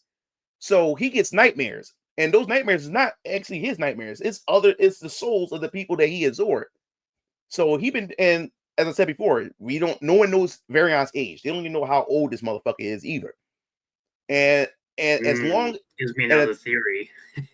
Yeah, and not only that, let me put it this way. He can only use the abilities as long as he remembers that individual that he absorbed. If he don't have any recollection of them, those abilities is lying dormant. So I'll just leave it at that. You can speculate. No, my theory is, as far as I don't know how old he is, like my theory now is that when he absorbs them, he gains the vampire blood so that he can live longer, and makes him look younger, like more youthful. So there's a lot to him. There's a lot to him. My theory with that one. Yeah, and that's why his personality and he's very standoffish. His personality, everything, it can go out of Fritz at times and stuff like that. There's so much to Varian. That's why I can't wait to actually get a breakdown of this character as you start going through his storyline and stuff. Now, why does he wear the mask? Well, the mask can filter out. That's why he wears the mask. As he inhales, it filter out those effects of like those memories and stuff like that, where he can take the good stuff but filter out the bad stuff. But he won't get the full effect of that ability. So when Varian has to go all out, then he's like, fuck it. He just take the shit off and does what he have to do or whatever. And then of course he has these two-bladed daggers. He connects together and makes a boomerang, and he can throw it and it can come back to him. He can grab it and detach it and stuff like that. So he has this one critical art called Goliath Spin Wheel. Yeah, he has this one ability called Goliath Spin Wheel where he connects it. It's a critical art, and then then his wave essence surrounds it. It makes a big deadly spin wheel. It's called Goliath Spin Wheel. But yeah, man. So that's pretty much the gist of where I wanted to show or share with you guys tonight and everything. I hope you guys enjoyed it and stuff. There's a lot of information. Gotta absorb all that in. I can't wait to read and learn about this when I read AK1. Service on Tech says Tekken's Raven and Blade hybrid. My theory with the blade, though, when he throws it, it brings it. I'm gonna theorize that the blade can pull like that essence that he's absorbing in. It can actually attach to the blade, and it brings the essence back that he can absorb rather than having to be close range. He can do it from afar too. So that's my theory. Master Hobo says, "Oh, like how Rogue's power is, but with inhaling instead of touch." Oh, I didn't think about that. Yeah, I guess so. Yeah, I'm just giving y'all a bunch of my theories now because I got a couple now of information. Cook X says, so if he inhales the odium of a vampire who had nightmares of clowns, he'll start having a fear of clowns. Oh my God, Cook! Like all this dude these questions. I never thought about. I never thought about that. I guess so. I mean, that would make sense if that's the fear and stuff like that of that individual. Never thought about that. He says, Lord Blaze says Tekken's Raven Ninjutsu. There you go. So yeah, we've got a lot of information dumped on us tonight about characters we haven't seen before, characters that are going to be seen in later phases. We got information on all 4 Draven brothers. We got 3 Draven brothers, sorry, and Varian Keller and his vampire killers. We also got some some very interesting characters that, again, were created by multiple family members as well. You know, dad, younger brother. You would be the oldest, right? Mm-hmm. Yep. So we got, you know, characters created by the entire family, basically, all in one shared universe. We learned how he was able to incorporate his father's characters into the universe. You know, about the whole wavelengths. He had the frequency point with that one speedster adrenaline. We had so much information dumped. And again, the stream will be live after the fact. There's no membership needed. It's going to be free content on the channel. You guys can rewatch the entire thing if you missed any of it. But as I've said, the campaign is pinned to the top of the stream. And also, just make sure you guys go ahead and subscribe to the MugenLord channel. Also, you have a Mugen TV as well. And you also have a Venus Orion Comics channel as well. Yeah. I have a. Let me post. I think. No, I ain't post it. Hold up, I got you. Yeah, the Venus Orion Comics channel. Yeah. Now that we're live, now you'll start seeing content on there more often, especially when I have announcements and things to share. Like I said, me and my artist got a lot of work to do in February because I got a lot more characters to draw up, a lot more key art and other things. Like there's going to be a video that's going to break down Neo-Delphia. It's going to be a Neo-Delphia video. So I'm be working on that as well sometime in the spring. So there's also going to be the Venus Orion Comics documentary. Exactly.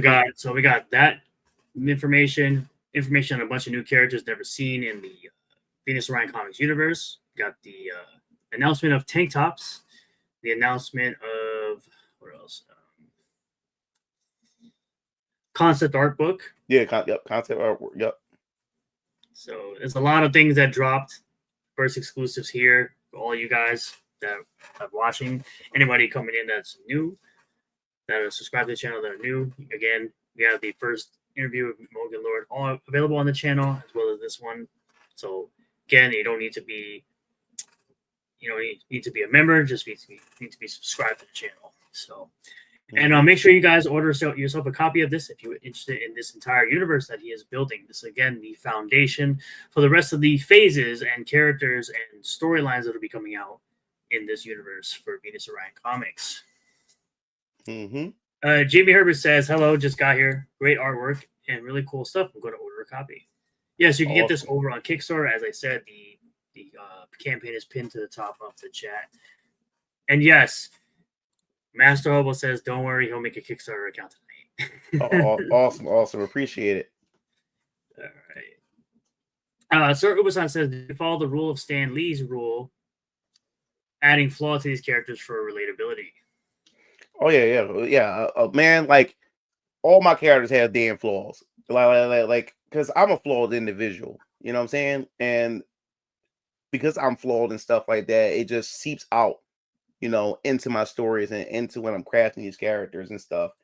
Like every day when I'm laying down in bed and I'm thinking and everything and stuff, every time I got ideas for a story or for a chapter, I play it in my head as like an anime episode and seeing how these characters interacting and talking in anime form and stuff. And man, it's so many things like each of these characters and what they have to offer as far as their flaws are concerned that allow you guys to be able to relate to. And oh my God, wait until like Hezekiah Draven and finally come in contact, with Alan Fleck, the Flamebringer, the one that he wants to rip his head off and shit like that. Wait until you those two actually come into contact at some point. I won't spoil it, but at some point, man, and you get to find out what Alan Fleck's motivation is, and then you look at what Hezekiah Draven motivation is and stuff. And you understand, like man, like both of these guys, they have something that's driving them. You know what I'm saying? So, but I don't know who. Like, is he right? Is he wrong? Is Hezekiah right? Is he wrong? So that's the fun part about writing these characters and stuff like that, you know. Also too, as far as comic series too, I'm also going to be doing some slice of life type of comic series as well. That's not about the killing and action and stuff. I'm also going to have some characters and some comics, that's just about character relationships and characters, character interactions and stuff like that. So there will be some slice of life stuff as well. Yeah, very, very good. Very nice. Well, I thank you all for being here. I appreciate everyone who is a channel member on this channel. If you do want to become a member, you get access to members-only content and emojis during live streams for just $1 a month. Just know that you are not obligated to do so, but it does go a long way to support the channel. And so I did drop the link for Venus and Ryan Comics YouTube channel in the chat.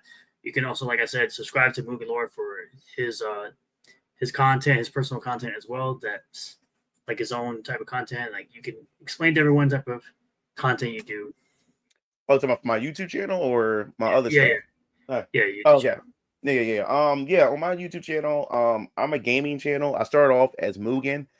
Today I uploaded my first Mugen video in a long time. I haven't uploaded Mugen stuff on my channel for 3 years now. I haven't uploaded anything Mugen related in 3 years, and today was the first day I uploaded a Mugen video. So you can go check that out on the channel. But I'm a gaming YouTuber, so I cover a lot of gaming content and news and stuff, with some culture war stuff. So if you're into culture war content, especially you guys who are definitely culture war nuts, I have also a Rumble account. So you can actually I'll put that in the private chat. Yeah. So I do double upload. Like if I do a culture war video, it goes on my YouTube channel and it will go on my Culture War channel. Now my Culture War Rumble channel is just for Culture War stuff. It's an archive. It's used as an archive for Culture War stuff, so you can catch up on all the Culture War stuff that I had covered over time since 2023.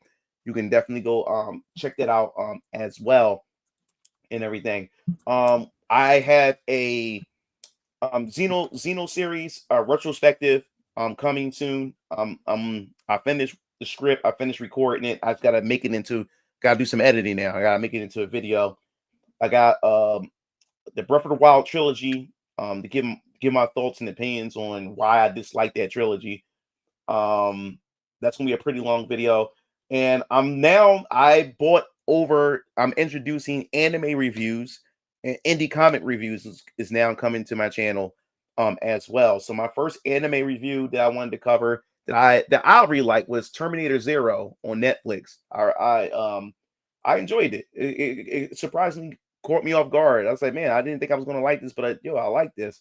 So that's gonna be the first review, anime reviews before I hop into the other animes that I like. But yes, that's coming to the channel. And my Sonic 3 movie review, that'll be coming as well and everything. And those of you guys, I'll also share this too in the private chat. Those of you guys who are into like 3D hentai stuff, I'm my newest project that's coming out at release. I do big projects every month, one project a month, and every week, every Monday, I release a loop. Like a sexual animation loop every week. And I always every like 3 times a week I update my clip stores or update my Patreon and stuff. But my next project that's coming out is a remake to what made me popular. I'm remaking a Zero Suit Samus hentai called Cockdroid. She's a Fuda fucks her or whatever like that. So that is a big project I was working on. Fans was like working my nerves. Hey, are you going to do a sequel? Are you going to remake it or something? Like, what's going on? Like, we've been waiting for 7 years.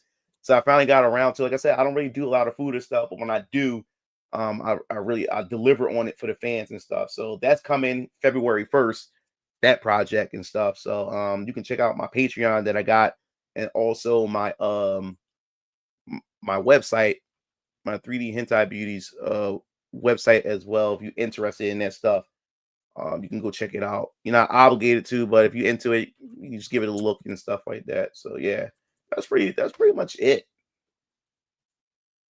Oh yeah, well, thank you for coming on tonight. I appreciate you coming on for the second time to discuss VK Chapter 1, Shadows of Vengeance. The Shadows of Ascension arc is what it was called. Yep, Right? yep. You got it right. You got it right. The Shadows of Ascension arc. Knowing that the arc is going to be 10 chapters or 10 issues per Yeah, arc. 10 issues. Yep.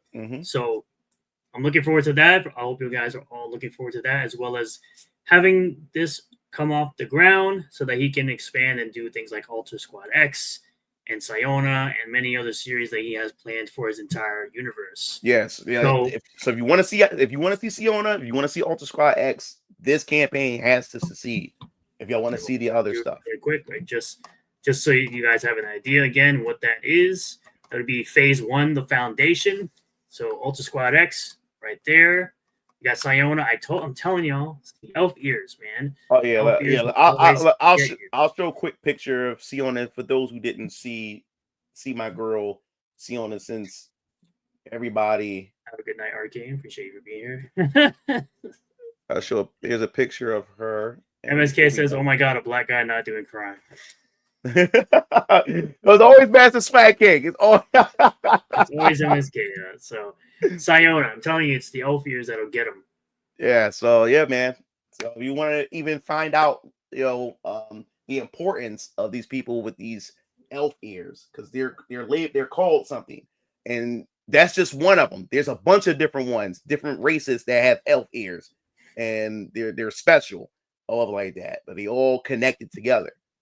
So you'll find out in her series. Yep. All right. That's all I got for you guys for today. Right, like guys. I said, the stream will be available to watch on replay for everyone who wants to go back and watch this all over again. Or if you missed a lot of it or some of it, you can always go back and rewatch it. It'll always be available on the channel. So I appreciate y'all for being here. I appreciate MugenLord again for coming on. And I'll see you all on the next one, which will be the next interview will be on Wednesday, January 15th with Vaughn Coleman to talk about Phenomenova issue number 2. Awesome. But I will be doing my next live stream will be Monday though. So hope to see you guys there. Peace out. Peace.